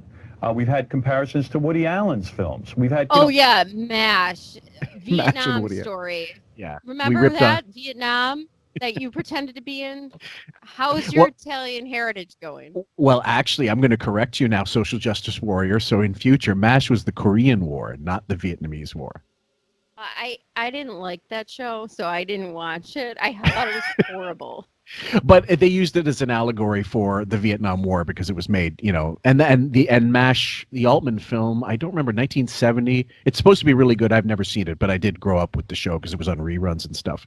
But I was like 6 or 7 when I started watching MASH and just saw my parents laughing at it, so I had to watch it too. There's 2 shows my father watched that I could not get into. One was MASH, the other was Bonanza. Not for the life of me. Not for the life of me. I'd rather watch Golden Girls or All in the Family. Man. I even enjoyed Brady Bunch at points in my life. I hate to admit it, but my wife, she loves to watch stuff. I keep saying her tablet is like a mobile because she needs some noise and sound to get her to sleep. I can sleep on a hand grenade. That's how easy I can fall asleep. And I snore, and so does she. But she needs some noise in the background, like just ambient noise. So she put on the Golden Girls, and we were watching it. And I hate to say it, but it holds up. I hate to say it. B. Arthur and Betty White were such fucking pros, and the writing was so wonderful. Still on Lifetime to this day. It's amazing. I love the Golden Girls. It's very fast and funny. I was going to say... Wait, what was the other show? Fuck. They did one season afterwards without B. Arthur called Golden Palace, which I knew nothing about. That wasn't as good, but my God, Betty White is just she was such a pro. And even in Hot in Cleveland, the writing was so good. If you like sitcoms, they were just all so experienced in that world, and it was funny. I'm sorry. So I even love like old shows, Columbo. I could watch that forever. I know the formula. I still think it's great. Yeah, of course. And Quincy. I was a huge Quincy fan back in the day. Not Trapper John MD. I loved Quincy. But anyway, now we're on to sitcom review, folks. I'm sorry, this is a 4-hour broadcast. Seeing substance there in Annie Hall, yeah, and I take that. I love that people are comparing it to those kind of films because to me, those are great comedies. Those are classic comedies. One reviewer compared it to Caddyshack. That's fine. I'll take that. That's wonderful. So Mr. Original is happy being compared to better films that were way more successful. Almost every one of them made shitloads more than Private Parts. And these kind of reviews, Janet Maslin in the New York Times, they're responding to the story. They like it. It's funny. And there is no way of showing you one scene. So what's the marketing problem other than the one scene? In other words... Well, the marketing problem for me was this. Paramount... So now he's finally out. Like, he's skirted around Not that there was a problem. Not that there was a problem. Not that there's anything wrong with that. Sat me down and said, here's your problem. You've got a fan base that's tremendous. It's like a guy who killed his wife. This is like a guy who killed his wife. It was videotaped that he threw a bunch of garbage bags out. Your body in and it was videotaped across the street. He didn't know this, unbeknownst to him. Right. He reported her missing. The police are there. The heat is on. And now the neighbor is bringing across the tape and saying, hey, what is this? Well, this is what they're going to go into. You had a guy that was hated by most of the country. He said the #1 show in the country maybe he was making the most money, but he was not number one in every market, first of all, and he was not syndicated in every market. He just wasn't. Most of his appeal was on the West and the East Coast. That was it. He has his big 4 cities, not Chicago. Chicago he was never number one in. He was big in New York, Philly. He doesn't have a marketing problem. He doesn't have a marketing problem. Million people here. There are people who can't wait to go see this movie. Your movie in your markets that you're on the radio, you test higher than. I love this people bullshit are rad narrative to go see this thing. But then there are people across the country, about 44% of them, who will never go see a Howard Stern film. This is when we started the marketing of the film. So there you go. That's your fucking problem. You got a company that banked on a guy and a movie that was dodgy to begin with. If you couldn't get overseas fucking ticket buyers, what were you going to bank on? Your 10 million fans in New York that you fucking berated for months before, who didn't want to see your fucking life story. The bottom line is this: if the film had been good, people would have gone to fucking see it. They just would have. And that's why he has such a bug up his ass too about not being, this is why I think I should have been syndicated nationally. It's not about free speech and you think that you should be a morning show that should be heard around the world. It's because you wanted to succeed more promoting this film, but you couldn't because of that reason. You just you weren't able to promote it the way you wanted to because you weren't syndicated. Not because you think you should be heard everywhere. Other than to make money. And here's the bitch of it. And this is the review I read from earlier from the Chicago Reader. He had script approval. So what you're seeing on the screen is what he said was good. He decided that this script was going to be the one we were going to film, and he greenlit it.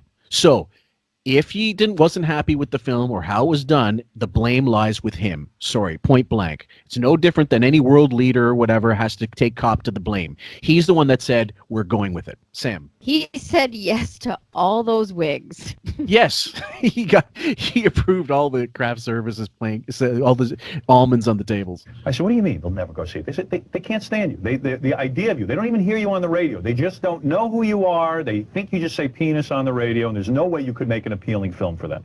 Oh my God. The cock talk, the generation of cock talk, I mean, it spans decades. It's quite incredible. I don't know if we skimmed over it or if it hold on for a sec. Let's see if I got this right. Because I wrote it out. He talked, okay, it's 4132. He talks about it, so I'll talk about it then, but just let's keep going. And that saddened me because when we tested the film, you actually show it to audiences. We showed it to audiences of people who define themselves as non-fans. And we had the highest testing picture in Paramount history, higher than Forrest Gump, higher than Indiana Jones. This was the research company that said this to me. Was it Steven Singer Research Inc.? Jesus Christ! I mean, the idea. Comparing this to Forrest Gump. No, he's saying the test audiences, which could have been 2 test audiences. Let's be honest. Are completely different. Well, he's saying that they had 100, they had higher approval ratings. How many screenings did they do? Real screenings, if they were really legitimate about it, they would have done it around the whole country, but that costs money, and you're not getting those ticket buyers. Once they've seen the screener, they're not actually going to pay for the finished product because they're seeing what may get to the theater or what may get chopped up to bits before it gets to the theater. But they based it on who knows how much. The movie looked worse than an episode of Designing Women. I'm not even kidding. The set. Well, doesn't it make it odd? Like 28 million, not counting all the promo. Does it look like a $28 million movie? No, it looked like scenes in Saved by the Bell. Sometimes. He did love that show too, didn't he? So I said, that's great. If I don't get them into the movie theater, that's a crime because they would have a good time if they saw it. And Forrest Gump had Tom Hanks to get him into the theater. Right. And Indiana Jones had... That's right. People have probably read the reviews on this film and said, oh my God, this is a great review film, but I can't go see it. It's Howard Stern. How can I possibly like it? He's probably just, sitting on a whoopee cushion. Right, because that's what you said you enjoy. Yeah, exactly. You want to come down from the rafters and blow farts in people's faces. That's funny. You're talking about how it's better not to have an image, and now you're bitching over the fact that you have an image that's perceived as crude and all this shit, and you're complaining about how it hamstrung your fucking shitty movie? Fillmore, why would you perceive him to just be about farts if you don't listen to the radio show, but he came down from a ceiling with his asshole hanging out, farting, and blowing up a podium? And you know that Ralph got real close with the designing of that costume and made sure every lack of crotch was right. Was accounted Christina Aguilera was ashamed. She had more shame in her assless chaps and dirty in that video. Anybody wants a better idea of how they got the idea? Look at Eugene Levy in Armed and Dangerous when he goes into that gay shop and he takes over that guy's costume. That's kind of what Howard was going for. I think I made a Photoshop of that for the website, for the Facebook site.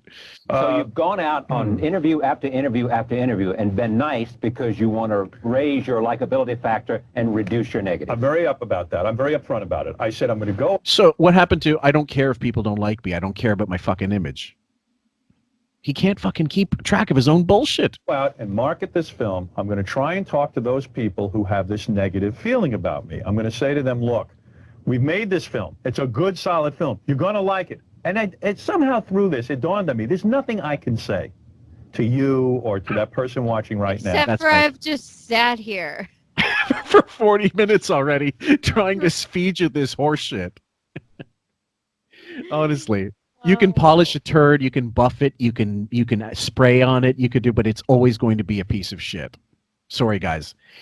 Anyway. There's nothing I can say. I can't tell you I have a great film because you know what? Dan Aykroyd probably goes around saying he has. Did you hear that? Aykroyd. Dan Aykroyd. Dan Aykroyd and Dr. Abelow both went to see Zeppelin. I got to play that one more time. Because you want Spain, the rain in Spain falls mainly on the rain. I'm going to talk to those people who have this negative feeling about me. I'm going to say to them, look, we've made this film. It's a good, solid film. You're going to like it. And it somehow through this, it dawned on me, there's nothing I can say. I want to hear Aykroyd. To you or to that person watching right now who doesn't like me. There's nothing I can say. I can't tell you I have a great film because you know what? Dan Aykroyd probably goes around saying he has great. Aykroyd. What's that problem he fucking has with names? With with two-syllable words. Syllabic.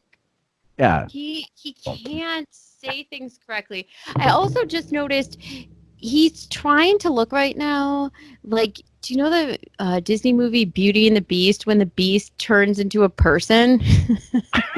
Thankfully, my date opted for a Van Damme film, so I never went to see it. And we didn't have it on video, thank God. Well, for anybody else who has seen Beauty and the Beast, at the end, the Beast, surprise, spoiler alert, he turns back into a human. And it's like Howard Stern's trying to look like him, except for exactly. He's Ron Perlman in the fucking TV show Beauty and the Beast. That's what the look he's got now as the Beast. Actor goes around saying they have great films. There's nothing I can say. And now what I've relied on is word of mouth. And word of mouth seems to be getting out there. Well, but you have a huge... It seems to be getting out there, so I've done this last gasp attempt at trying to get people's asses into seats. From week 3, I realized this. This is being aired in week 3 of their 4 weeks theatrical run, but they must have filmed it the week before. So in week 2, when it does that little dip, which with that big dip actually, they're releasing this, planning to release this for the 3rd week, hoping for some kind of rebound, but there wasn't, obviously. So his marriage is failing. Yep. His film is failing. Yep. And he's full on going homosexual with Ralph. Yeah, pretty much. Right. Yeah, we're supposed to say we're in free, but we're in free fall. I'm not alleging it. He's homo. Yeah. Okay. And there's not think of the television you have done. Letterman twice. Yeah, right. Leno. Yeah. Dateline. Yes. Have you done Oprah? Why not? No, I don't think Look at that. Have you done Oprah? No, I couldn't. And he admits they tried to get on Oprah. He tried to get on Oprah after all the shit he talked about her. And that was... You're getting a wig. You're getting a wig. You're getting a wig. Absolutely. I don't think Oprah would have me on. Because she's offended by... No, because I've made fun of her in the past, and she's probably afraid to have me on. She probably doesn't want to support something that I do. Afraid. I've made shithead. fun of her weight. I've made fun of her weight multiple times. Even though my co-star in the glass box up there, she's ballooned up and down just about as much. About as much. she's yo-yoed more than like a go ball, like in the hands of a 3-year-old. Now, this is the thing. He admits you'll hear it in a second. He admits he's tried to get on. He used to fucking talk shit about Gayle King and her like they're lesbians. He infer that, and this is she. And he goes, she's afraid to have me on. No, asshole. She hates your fucking guts and still won't have you on all these years later. You know that he's tried to make inroads to get in with her since then, like crazy. You know he has to. Of course, he did, because when she went on to Sirius, he wouldn't do. He suggested. Or Sirius suggested, when they paid her a bunch of money to have a channel. Yeah, the Oprah channel. He said he was willing to do a commercial with her for the company, and he flipped out because she flat out turned it down. Yep. Now, I don't remember if this was before or after Ed Bradley's funeral, when he was, sitting sideline and Gayle King walked right past him, which I wish I could have seen on camera. That would have been fantastic. Yeah, but Oprah doesn't want anything to do with this phony has-been. Yeah, no. And the fact is, you guys, I'm not an Oprah fan. I'm the furthest thing from a fucking Oprah fan. I can't stand it. I used to work in a library. People would ask me about her fucking book club thing, and I was so fed up. But she is a mogul. She has a movie production company, TV company. She's been in films. She's won awards. She's self-made. Like, she is the dream. Right? She put her money where her mouth was. She is a philanthropist. She might have little connections to Jeffrey Epstein, and she definitely has Harvey Weinstein connections. That we're not going to get into, but it's likely true. Like a lot of those, like Meryl Streep and fucking bigwigs that are claiming they didn't know anything about this shit. I beg to differ. They probably did, but either way, regardless of that, in terms of success, she's way more successful than he ever could have been with whatever money he's making, because she actually took dares. She actually put her money where her mouth is and tried to put companies together and succeeded on her own merits. And she has both a book club shit that went through the roof. And I love her in The Color Purple. I love that movie. So yeah. And she's since gone on to do other films. She's got a bigger IMDb thing than he does. By far. Yeah, she was in. Anyway. And she produces movies. Yep. What does his production company do? Turn out retirement things for gold diggers? Retirement plans for gold diggers? He didn't subsidize. He didn't even put money behind mom caves. He had to let somebody else front the green. Here's a production, a talentless Howard Stern Film skank Festival. gets a full-blown retirement plan. Produce. Guys, here's the pitch. Clydesdale's going to show you how to make your house look better.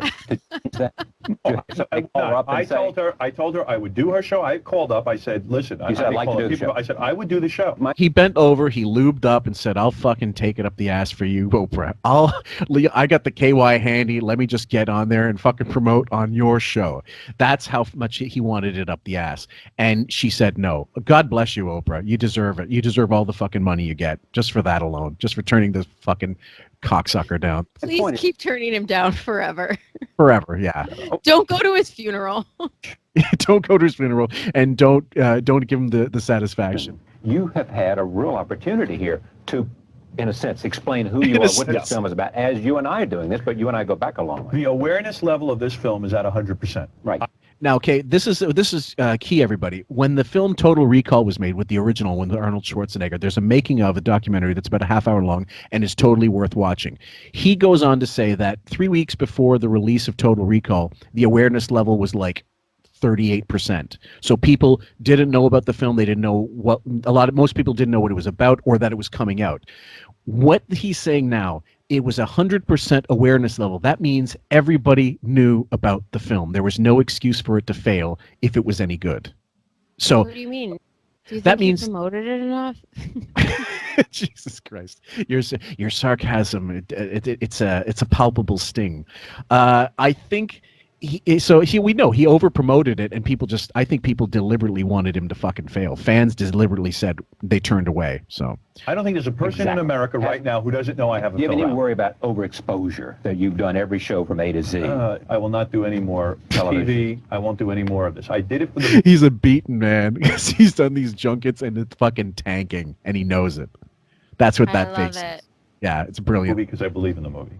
I will disappear. So if from all I'd called you up to do an interview with me before the movie was there, you would have said, no, I don't have time for you and your silly show. There's no reason for me to be doing TV interviews unless I have something to promote to the rest of America. Bingo. If my radio show was on throughout the country, I wouldn't even bother with television shows. All right. Now that's not true. this Snapple and go to hell.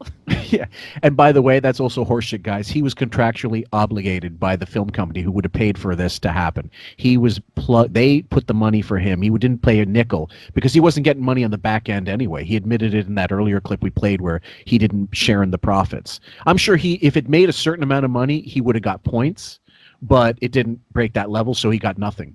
And he didn't own the rights. Begrudgingly. Yep. And just the way he did the LA sell for the book. I think he was mandated to promote it because it was tanking. Absolutely. And they paid him up front because most contracts that Buchwald makes for him somehow magically are all upfront money. And on the back end, it made shit. And it tanked and he knew so fast, just like this movie in the box office. Absolutely. So truck you out to LA because you have to. Mm-hmm. And you're gonna Brent, how did that go for you? Not too well, apparently. Listen to these things and tell me what you think. These are what people have said about you. Uh-oh.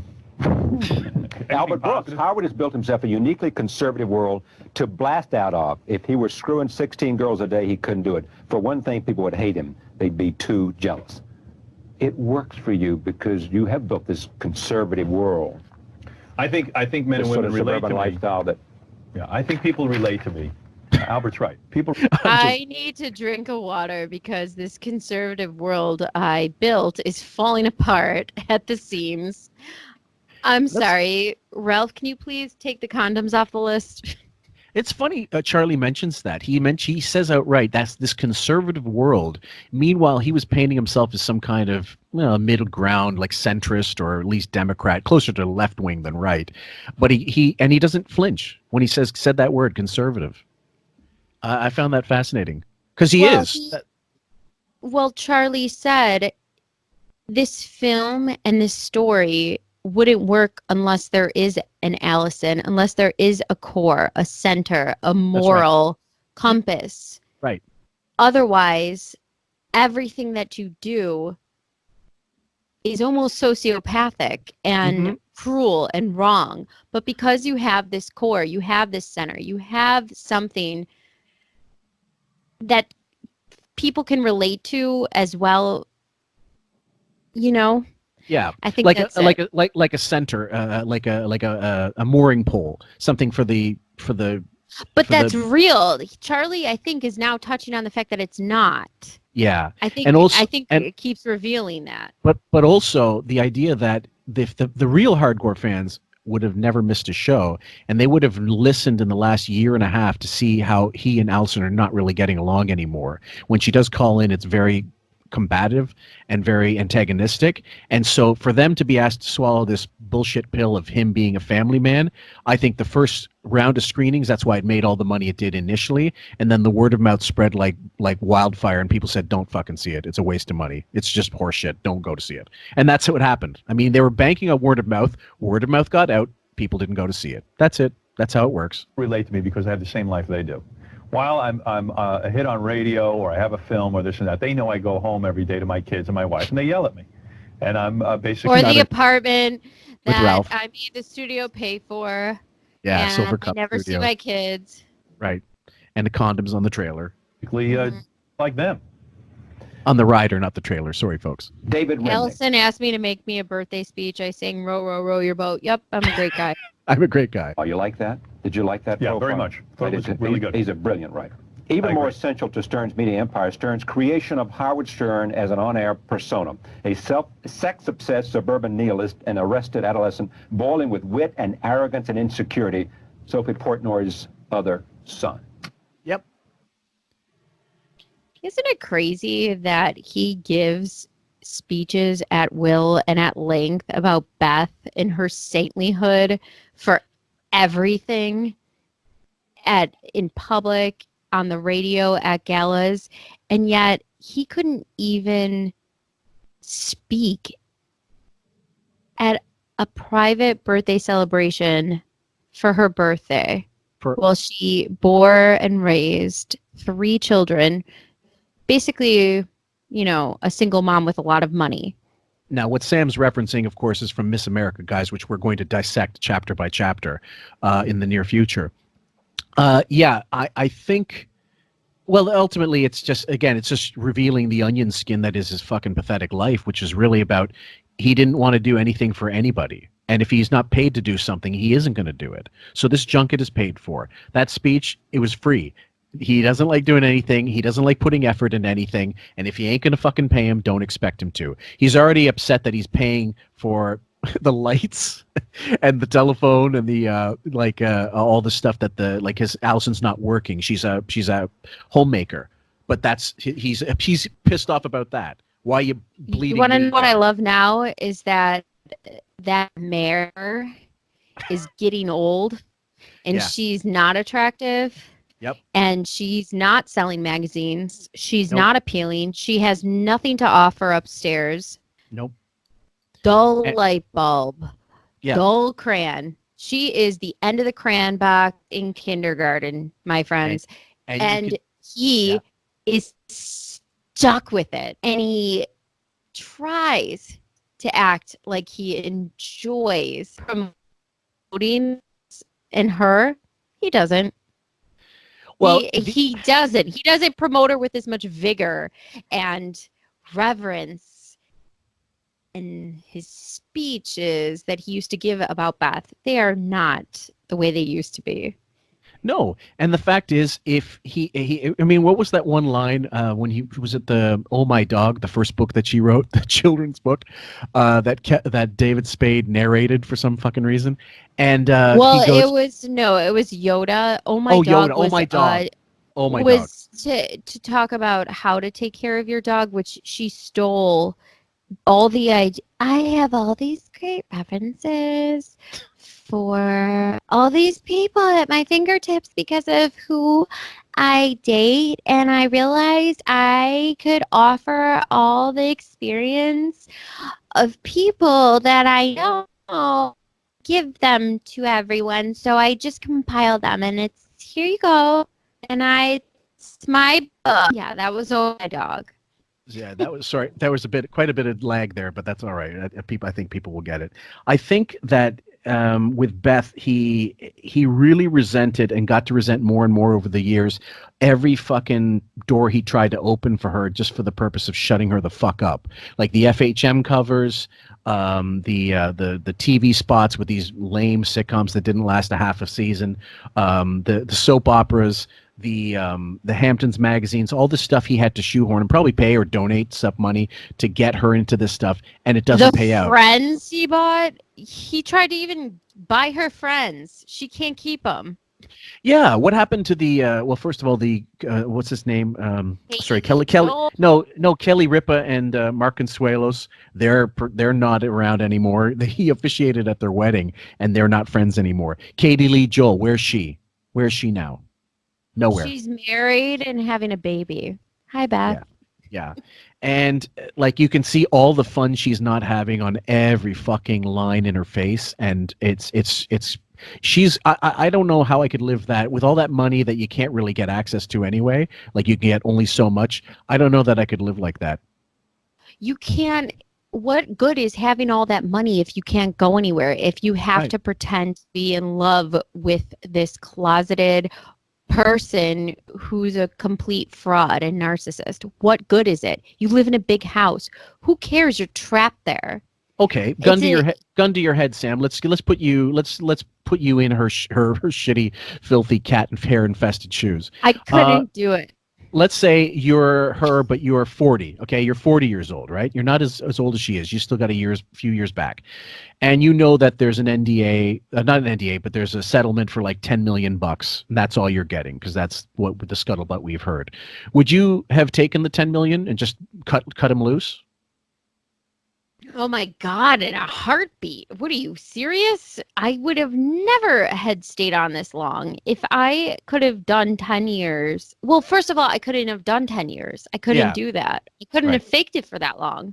The press tour that they went on and everything else, I couldn't have faked it this long. I will give her that much. Her staying in the house and just brushing cats is for the better because I couldn't have done that. I mean, obviously it's fake, but so what's like? Is she what she's doing now is worth more than the 10 million she'd get if she just told him to fuck off? No, she just should tell him to fuck off and take the 10 million. Yeah, at this point, right? Well, unless there's something really bad, like legal ramifications and so many guidelines and clauses that make it so where the 10 million also has a million strings attached to it. I don't understand.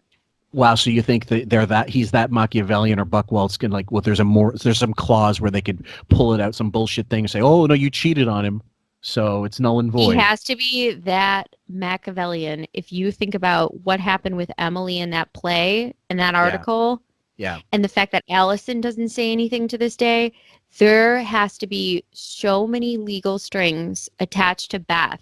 She's a drunk puppet. Let's be honest.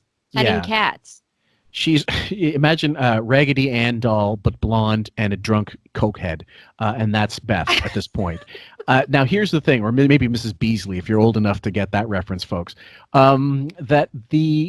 There was a thing. Mrs. Beasley was a doll when my sister is about 10 years older, and Mrs. Beasley was a doll that had like a watch that actually sort of you wound and stuff. My brother and I treated that doll like a football, so we destroyed it in no time. She still kept it, and there was bits hanging off. The hair was ripped out and stuff. My sister just didn't want to let go of it. That's Beth. So horrified with you. I'm so well. We were young, we're little fuckers. We're mean back in those days. So I think this is the thing. If that's the case, and you think they're that calculating, then it must be with all the strength that Allison had in the divorce, the power that she must have had to get the money she did without any fucking details coming loose and coming like loose lips.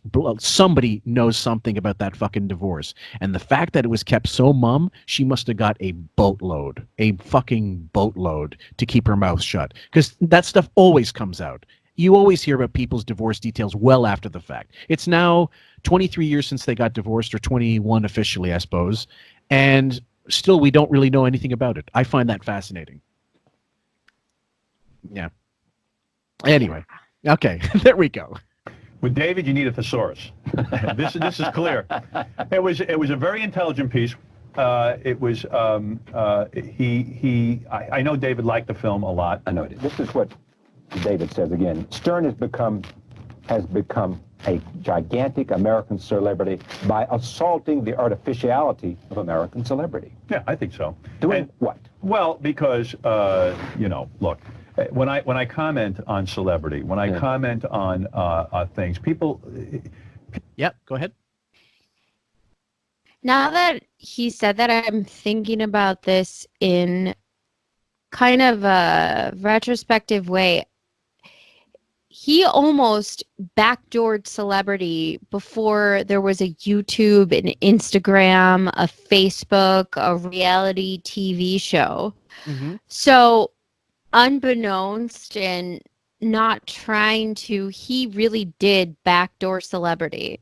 I mean, there of course are celebrities who are infamous for crimes or sexual misconduct, porn, things of that nature, but they're sports celebrities, but there was never somebody that was famous for touting against celebrity.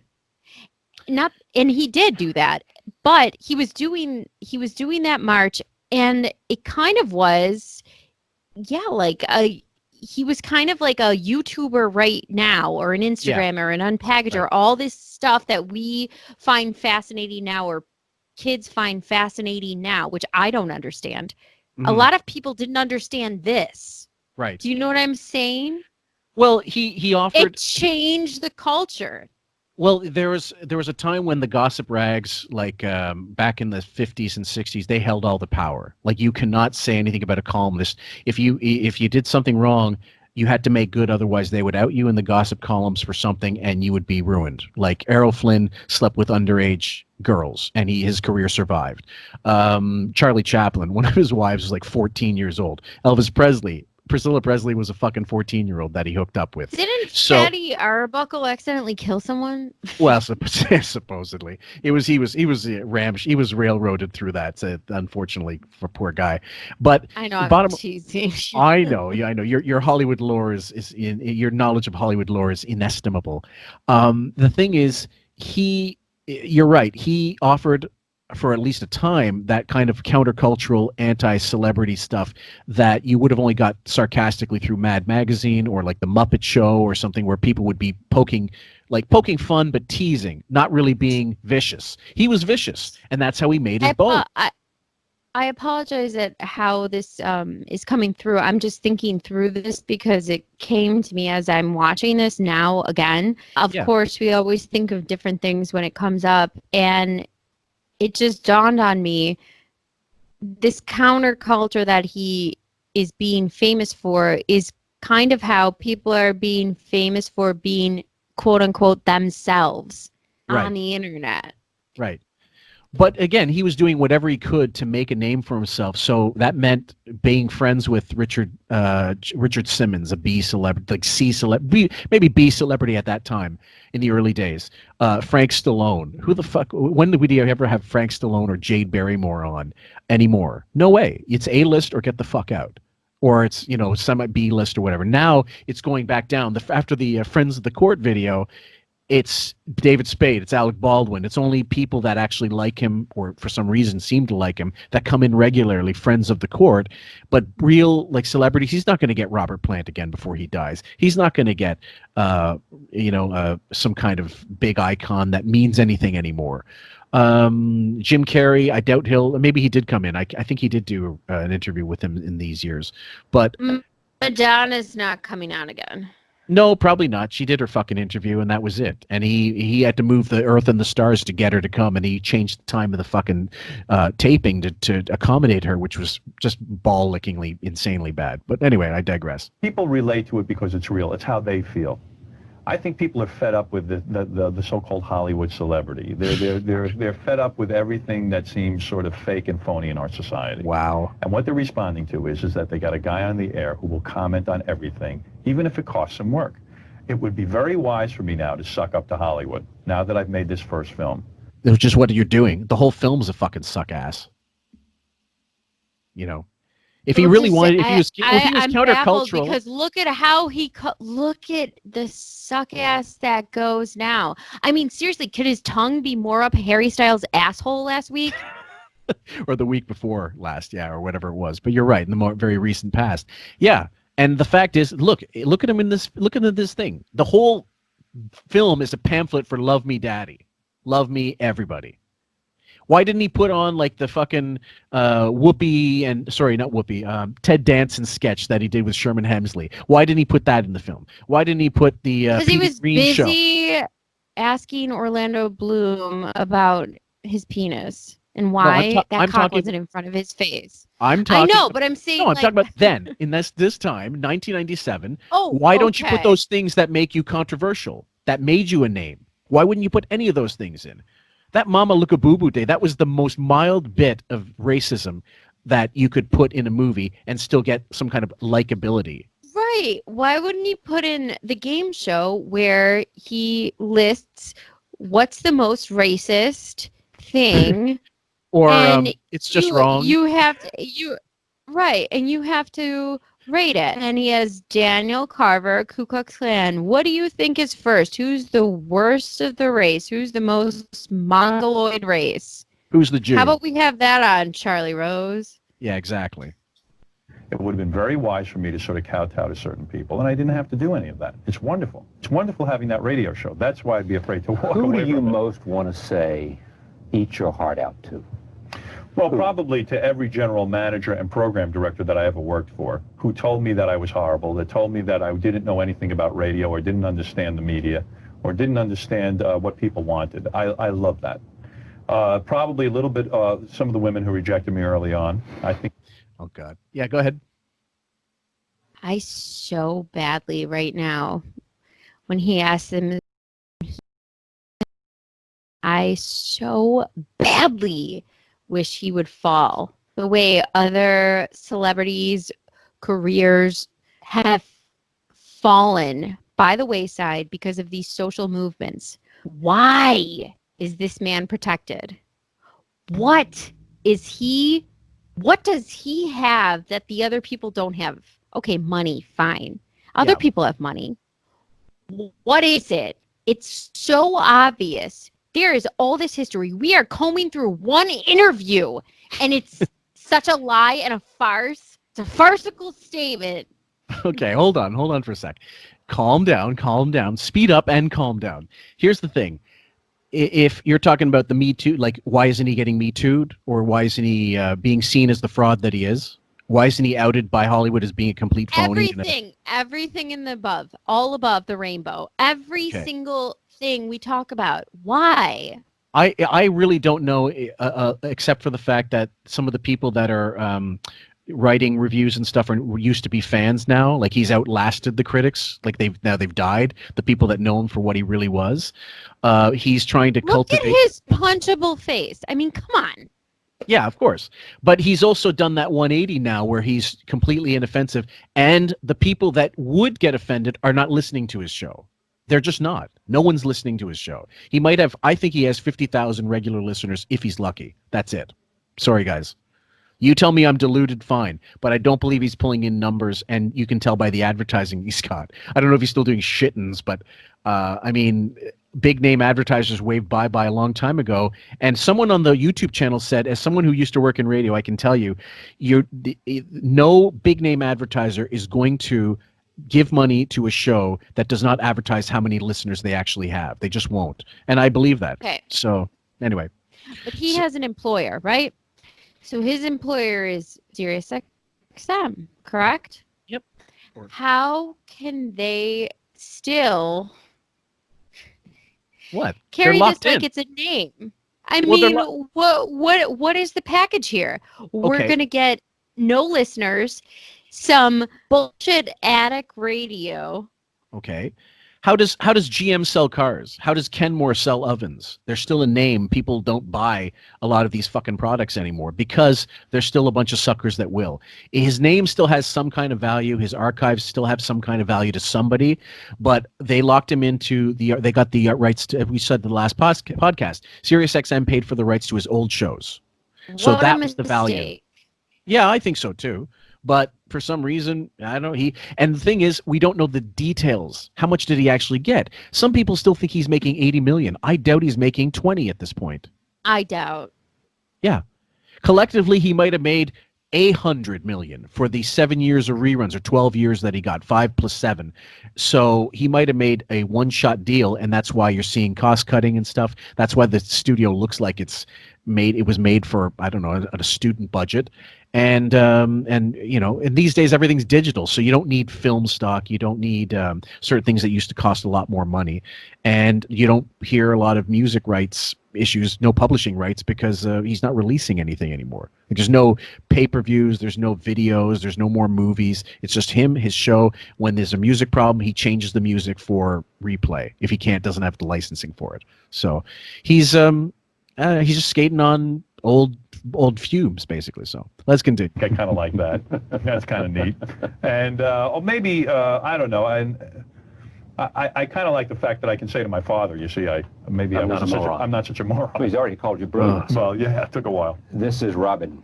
Revenge is not sweet enough, though. Howard is constantly revisiting the past, which you just showed. That's right. And somehow it isn't enough to have the entire world be in love with him. He still wants the people who didn't love him before to love him now. He really wants them to feel how wrong they were And it has to be a personal thing. I want to hear them love me now, and he's never going to get that because they don't love him then, and they don't love him now. Yeah, well, first of all, someone said to me, did you make this movie so that people would love you more? I said, absolutely not. He's just already contradicted that 3-4 times in this interview. We have a marketing problem. Let's continue. As a matter of fact, it was probably my feeling that after they saw my relationship with my wife, they'd say I was a skunk. That here's this wonderful woman who's so supportive. Wait a minute. Why do you care? You don't care about your image. Right. On the air.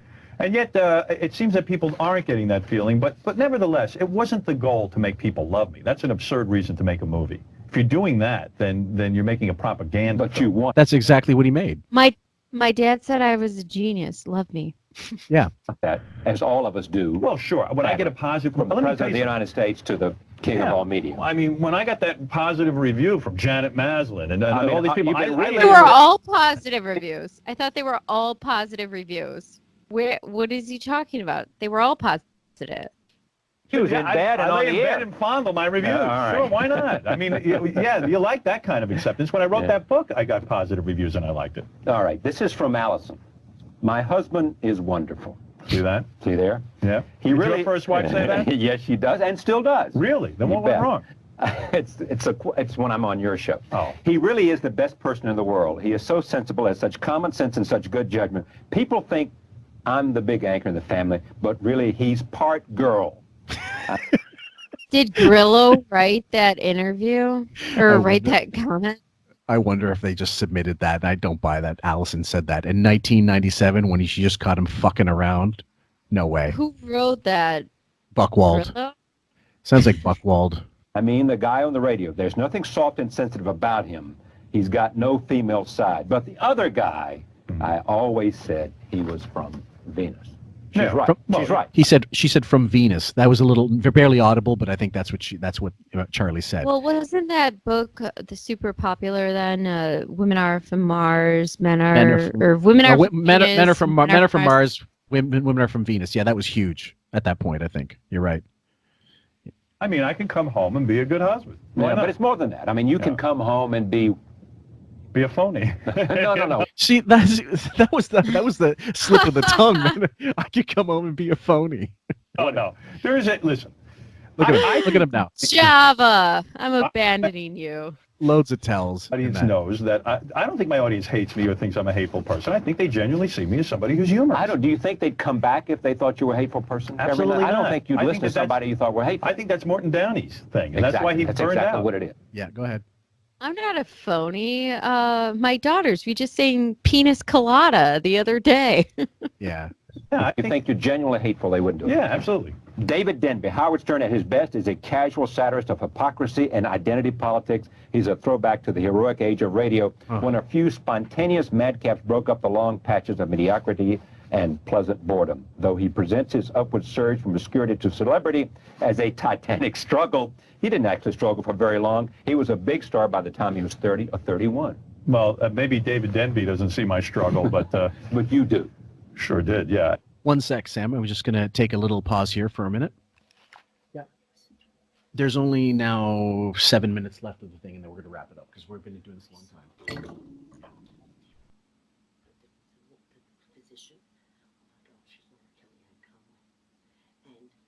I thought you said she disagreed with him.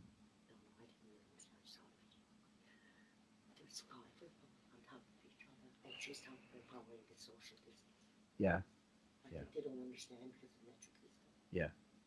She thinks it's 2. I think she thinks it's 2 meters is two inches. Trump is on top of her. Yeah. And a bunch of others, and she's telling social distancing while they're doing the press conference. I thought it was in my mind, but the press conferences they're doing in the United States has like all the administration on top of each other. Yeah. At a podium. Yeah. That's probably the way he wanted it. Yep. So that he'll weed out all these Democrats in New York and places that don't like him. That's why he doesn't care. I believe he's trying to weed them out, get rid of them so they can vote for 10, roughly 10 more minutes, darling. Yeah, I love you. Okay, where are we at? 47 and 11. Hold on. Yeah, this is I'm where he goes. sorry. No, it's I'll all right. shut up. I'm gonna be quiet. I could do this all night. I'm sorry. That's all right.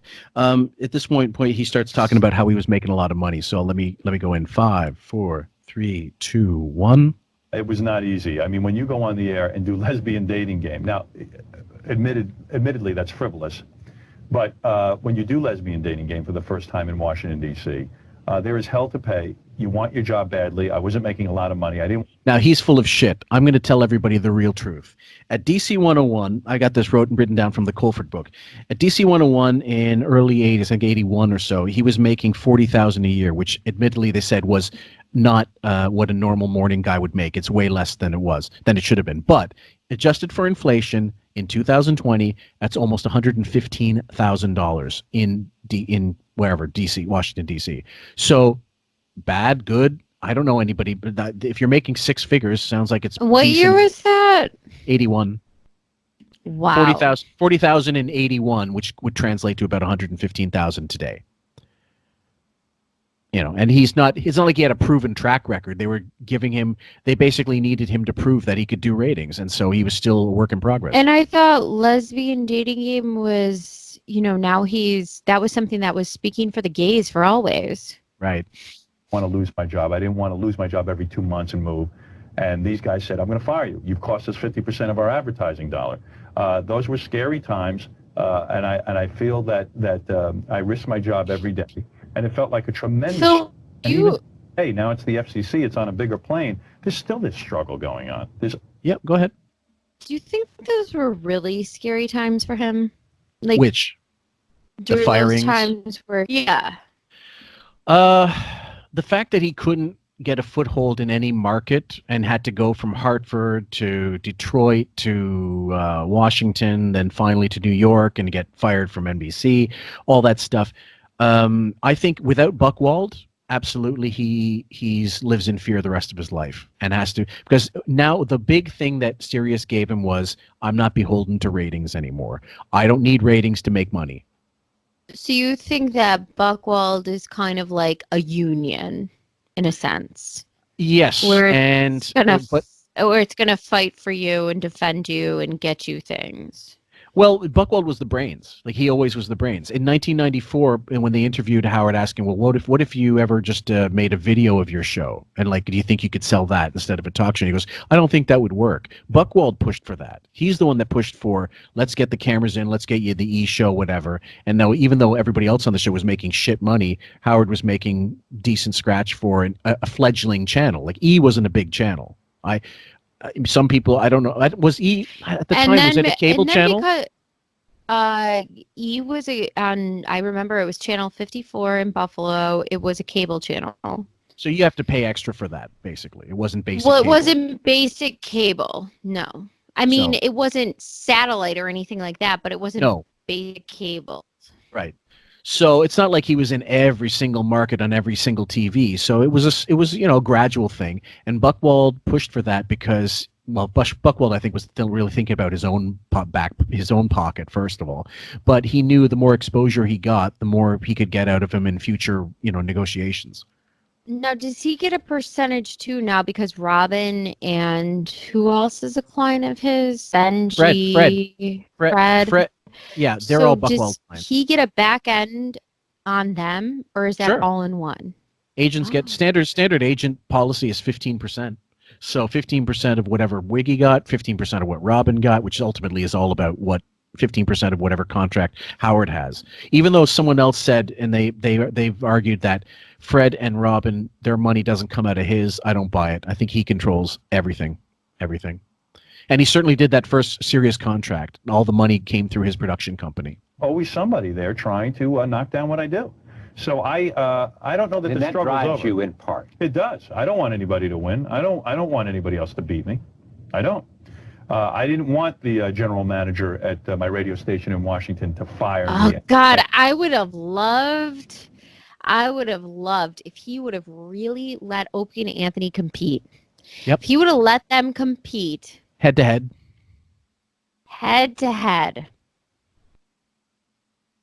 compete in the morning. They got fired for the St. Patrick's Day thing, which was stupid.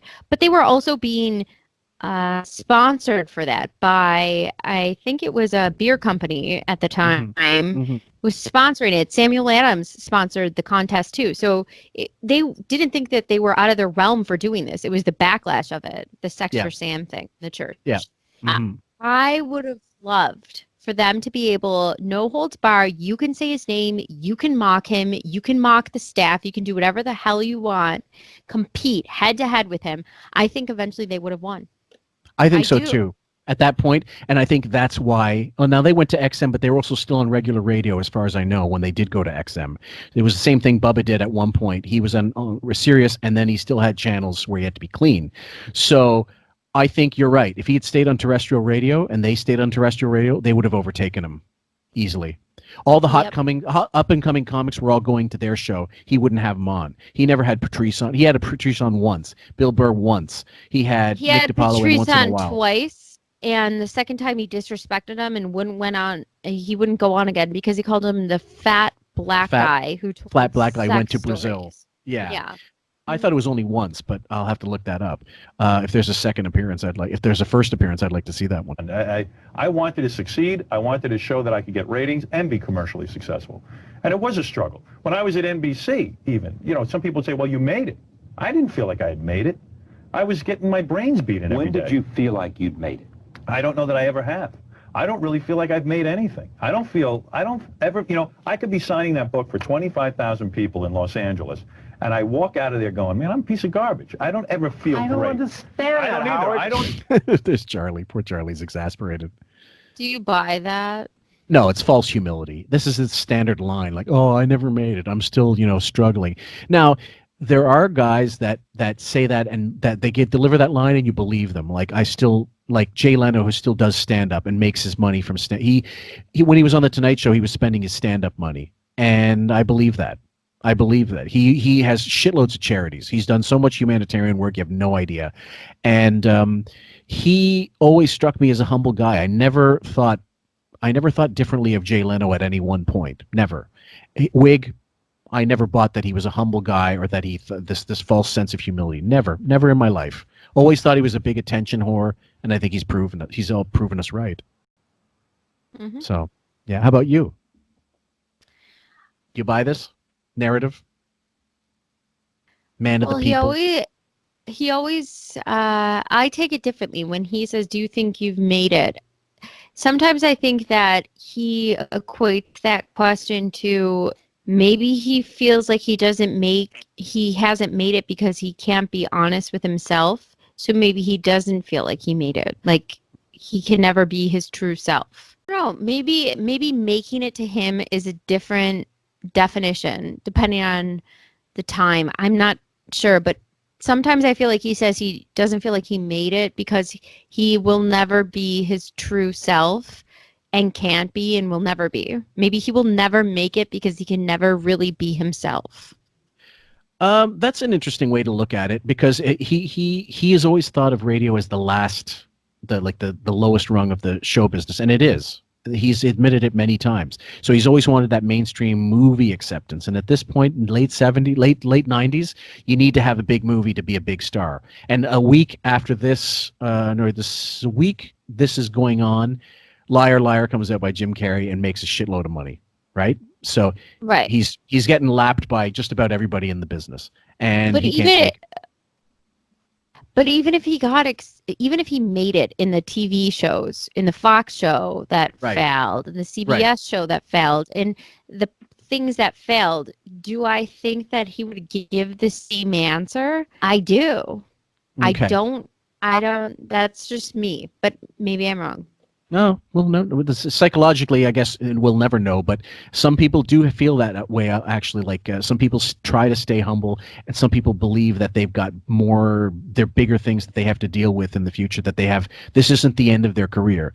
Now, into 2020, he has to know in his mind, no matter how he looks at the mirror, he knows he's been in the nadir of his existence for a long time, and there's no getting around it. He can talk a good game, but he knows when he looks at himself, it's done. He's over. ever I've feel... never been to a psychiatrist, but I don't Yeah, understand well, neither that. have I. I don't get it either.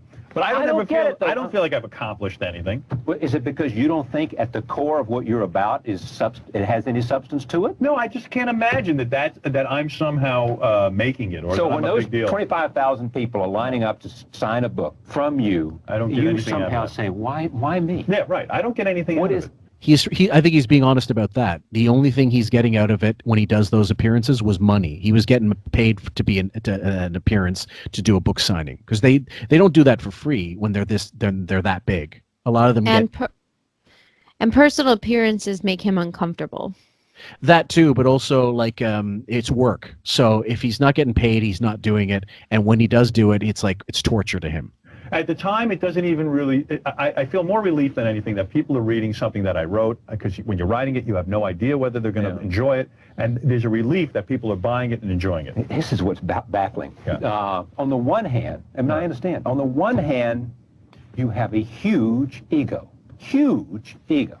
Right. Right? Yeah. And you believe you'd be good on the radio. You were good on the radio. Right. You believed you'd make a good movie. You did make a good movie. Yeah. All of that. Right. You believe if you go into a community, however big the city is, you'll be #1 eventually. Right. So you believe you've got something. On the other hand, yeah, I know. Part of you is saying, why are they watching me? Why are they listening to me? Yeah, Why do they want to see me in a movie? I don't deserve this. Maybe That at is his heart. Maybe at his heart, Sam. Maybe at his heart, he thinks I ripped off people, and I know this about myself. I know that I stepped on the backs of a lot more capable people in my life, and that without them, I would be nothing. And that's why he feels he doesn't deserve it, if he really feels that way. How good on Charlie Rose, though, to take all of this in and be able to formulate such a introspective response, honestly. Yeah. Yeah, that's the mark of a good interviewer. Tell me. Well, listen. I went to see a guy named Dr. Sarno. He healed me of back pain. Yeah, I heard about this guy. Yeah, it's a psychological. And he cured me from this dick out of my ass. Do you see it? There's a trophin that's coming right out. The guy's brilliant, and he healed me of back pain. That's a whole nother story. But and what did he tell you? He told me, though, that I am desperate need of a psychiatrist. He said that I should really be in intense therapy. He said I'm a very screwy guy. I haven't gone yet. Why not? Because who has time? I mean, you know what, Dave? He had nothing but fucking time. Okay. And now he does nothing but therapy and is still this person. So why is anybody, one, listening to him, two, not pounding this home? I mean, seriously, look at this right now. Mm-hmm. What's the difference between him and 97 right here, we're talking to Charlie, None. and 2020 Howard? Zero. Wig. Right. Bigger, like more, different teeth, different chin, different nose, different hair, different system, whatever, different clothing, different... Bigger house, dumber wife. Yes, everything else, and no kids. And just he's just as miserable a fuck as he always was. So this is one when we do that one with Bob D. Maybe I think it is. I can't remember who it is in their group, but he's the one that studied psychology. When we have that episode, we'll have to get all of our ducks in a row. That'll be a really interesting episode to go through. David Lynch was here, right? Who I like a lot. Finding fascinating guy and a fellow TM he went guy. to see a psychiatrist and said to the psychiatrist, "Just tell me before we start this, is doing this going to affect my creativity?" Right. And the doctor said, "Maybe." He said, "I'm out of here. I'm gone. Goodbye. I'm gone." That wasn't the reason, though. I'm not thinking that it would affect my creativity. I don't think anything can affect. Well, why not you've done it? Because he's very uncomfortable. Can you tell all this face scratching, all the everything about this? Hard swallows. Yep. Sounds very dry. Shaking heads. I guess I haven't made it a high priority, and I feel like, well, what's the point? Yeah. So what is he going to tell me? What am I going to know? And also, would I be able to sit there and just not laugh at the whole thing? I don't know. I'm not good with that. But I can't explain. But now I'm going to say that I do 4 days a week of therapy. I think the president should do it. Everyone should do it. I think your therapy is less than my therapy. And I qualify how smart you are, how introspective you are, how intelligent in your responses and your emotional behavior is because of your therapy. And not only that, not even 13 years ago, he tells Beth, you need to get into therapy so we can be equals. Right? Oh, So, of course. yeah. Say, well, who's the real guy? The guy on the radio? Is it the real, all that stuff. We've been through that. So I can't explain to you why I could be sitting there signing a book for 25,000 people and not feel special. But I think that that's exactly what keeps me going. I think when you take a guy like the guy who did Pulp Fiction, Quentin Tarantino. Brilliant film. He did it, and he seems to be satisfied. I haven't heard anything from this guy since he did Pulp Fiction. Well, he's done some stuff, but it hasn't been at the same level. I think some people are very satisfied after they do one great thing, and they can go to parties the rest of their life and go, I did Pulp Fiction, and they can date Mira Sorvino and have a great time. I just think anything that I've done is really not that great, and I better go prove myself again. So yeah, but I feel that too. I mean, I have the sense that you got to make sure that it's the best interview that's ever been done. If somebody doesn't walk out of here saying that was really good, then I feel like I failed. Right. I failed. You're only as good as your last show. Yeah, well, more than that, though, if you haven't done it better than anybody, and if you haven't really connected, you don't say, he was a lousy guest. You say, I didn't do something to connect, to find something. Now, that's something that would never happen. Very rarely has he ever taken the brunt of criticism when an interview went like shit. Never. When the Robert Plant one, that was the only time, and even vaguely, he kind of said, because I it dropped was the ball. such a bomb. No, but because he's embarrassed. Like, when it does happen, but he's never the one to claim responsibility for when an interview goes like shit. So I don't know what the fuck he's talking about here. I mean, Charlie's talking to a sociopath for sure. Link to be. Yeah, I don't know. I don't know what it is with me, but I know that a lot of it has to do with I just don't want to be embarrassed. You know what I mean? I want to do the best thing I can possibly do. Yeah. With this movie, I didn't want to be embarrassed. I wanted. How would you be embarrassed if you don't care about your image? Exactly. Took words out of my mouth. It took 4 years to do it. I better damn well come up with something good. What brings you the greatest joy in your life, then? Other than family, which is obvious. Good save, Charlie. He was going to answer that. You don't like the radio anyway. show because you got up too early. Yeah, I don't really. I don't think I'm a particularly joyous person. Yeah. You know. You don't? No. Oh no. No, I don't think so. I really don't. I find no joy in pretending my entire life, Charlie. You're right. Yeah. I think there's anything that I go, I'm joyous. Happy? No, I'm not a happy person. Yeah, it's pretty obvious. No, I'm not. I hate to say that. I hate to see interviews with people who say they're not happy people, but I don't feel like I'm a happy guy. You know what I mean? Good. Happy person, and maybe that's good. And you have no idea what it would take to. Go ahead. I actually love that all the money and all the nonsense and everything that he has fallen into and stumbled into, all the success, he isn't happy. Sure. That really is satisfying. This makes me happy. Well, there's nothing sadder than an old queen, right? Make you happy, nor are you necessarily in pursuit of finding out. No. All you're doing is wherever your instincts take you, right? And basically trying to prove yourself at every level, wherever it leads. That's it. All right, Rich Cohen, Rolling Stone magazine. Watching him, you know right away that no matter how Rob Cohen, I believe, if I'm not mistaken. But well his movie does, this is where he belongs. Not Rich. The Howard Stern biosphere, a crazy sociological experiment where everything is lived on air. What happens here is what happens on other shows before the red light goes on, which is true. Right. With talent bitching about management, men creating an atmosphere, everyone trashing everyone, the American workplace. Stone was maybe the first person to realize the simple beauty of a naked woman on the radio. Well, to me, he hits it on the head. What for me was... I'm sorry. He spelled cockroach. What? Sorry, Sam. You're going to have to redo that one again. Go ahead. I'm sorry. He said cock wrong. Radio that was fascinating was that nobody ever brought you behind the scenes. Yeah. That's what I wanted to do with my radio show. I wanted you to know. I was fascinated when I was a little kid. I'd be driving in the car with my father. We were listening to the radio, and you'd even hear a tape drop on the floor, and no one would acknowledge it, but you knew something was going on back there. I wanted to bring the audience in on that. Right. When you see in the movie that scene with Symphony Sid, my father was Symphony Sid's an old-time disc jockey. He was his engineer. There was more going on off the air that was interesting than on the air. And I wanted you to know what was going on off the air. Everything that was going on behind the scenes, management, naked women, whatever it was, that was the interesting aspect of radio to me. Not playing the records and not sort of doing the traditional radio thing. Piercing the veil, showing up what it's like on the inside. That's right, yeah. It's amazing how much... It's a very serious interview, by the way. Thank you. Oh, is that it? It's over? That's it. Wow. Thank you very much. Now, if I tell you this wasn't the best interview I ever had, are you going to be crushed? No. It was. It was a great interview. Yeah, I think on a scale of a 1 to 10, had to be a 10, right? I think. Now that when he said that, it reminded me of Comedians in Cars with Coffee when Seinfeld he goes, "We're having fun, right?" So desperate to be loved, so desperate. And This was no reality or barometer for what is actually good and how things actually are and how they're perceived. He really doesn't. That's right. So that's why he doesn't know the difference between good comedy and bad comedy. He doesn't know the difference between good food and bad food. Doesn't know the difference between good radio and bad radio. He just has he's just brainless. I'm sorry. Like that. He keeps talking about splitting his brain open, and like if you split his brain open, you would see the abyss. Everybody. So this guy is considered an elite interviewer. If he says it's good, it's good. Right. But he doesn't actually take the temperature or even understand what he was just doing.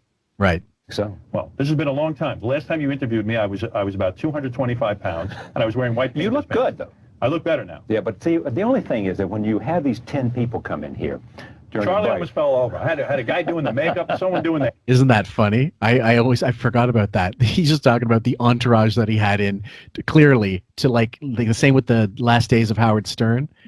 And right. Just like he did for Bill O'Reilly. Absolutely. And Geraldo was there. Yeah, and he saw it. Here's someone doing the clothes. I mean, I'm saying, and there's a limousine outside that's stretching from one block to the other. Yeah, important guy now. You make a movie. You know what it is, good. God bless you. Thanks. Howard Stern for the hour. Thank you for joining us. We'll see you next time. So that wraps it up for us, folks. I hope you enjoyed it. Any closing thoughts before we wrap this one up, Sam? It's a long one. How many drinks do you think Charlie had?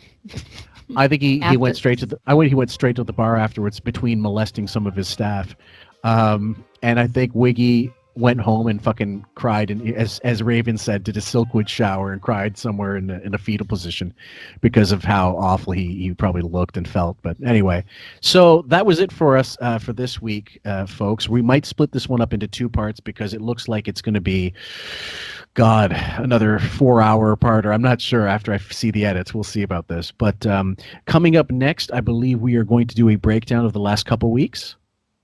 Yes, we are. And we're going to have fun with that Adam Levine interview, which was, of course, gay squared and gay to the nth degree. Sorry. And until then, please, everybody, you can find us at, quite frankly, the Howard Stern Podcast on Facebook. You can get us on Twitter at Sammy Therese, at Fillmore Fingers. And of course, if you're on our YouTube channel, you're listening to this, so you don't need to be told where that is. But have a good one. And from myself as Fillmore or Jim Fix, and from Sam. I'm sorry about the swearing in advance. That's all right. The SJW has spoken. Take care, guys. Have a good one and be safe. Don't listen to your fucking idiot Surgeon General. Don't listen to your Surgeon General. Wear the fucking mask. If you find masks, wear them. And if you need a scarf, get one from Howard. He's got shitloads of them. Take care, guys. 1 sec, Sam.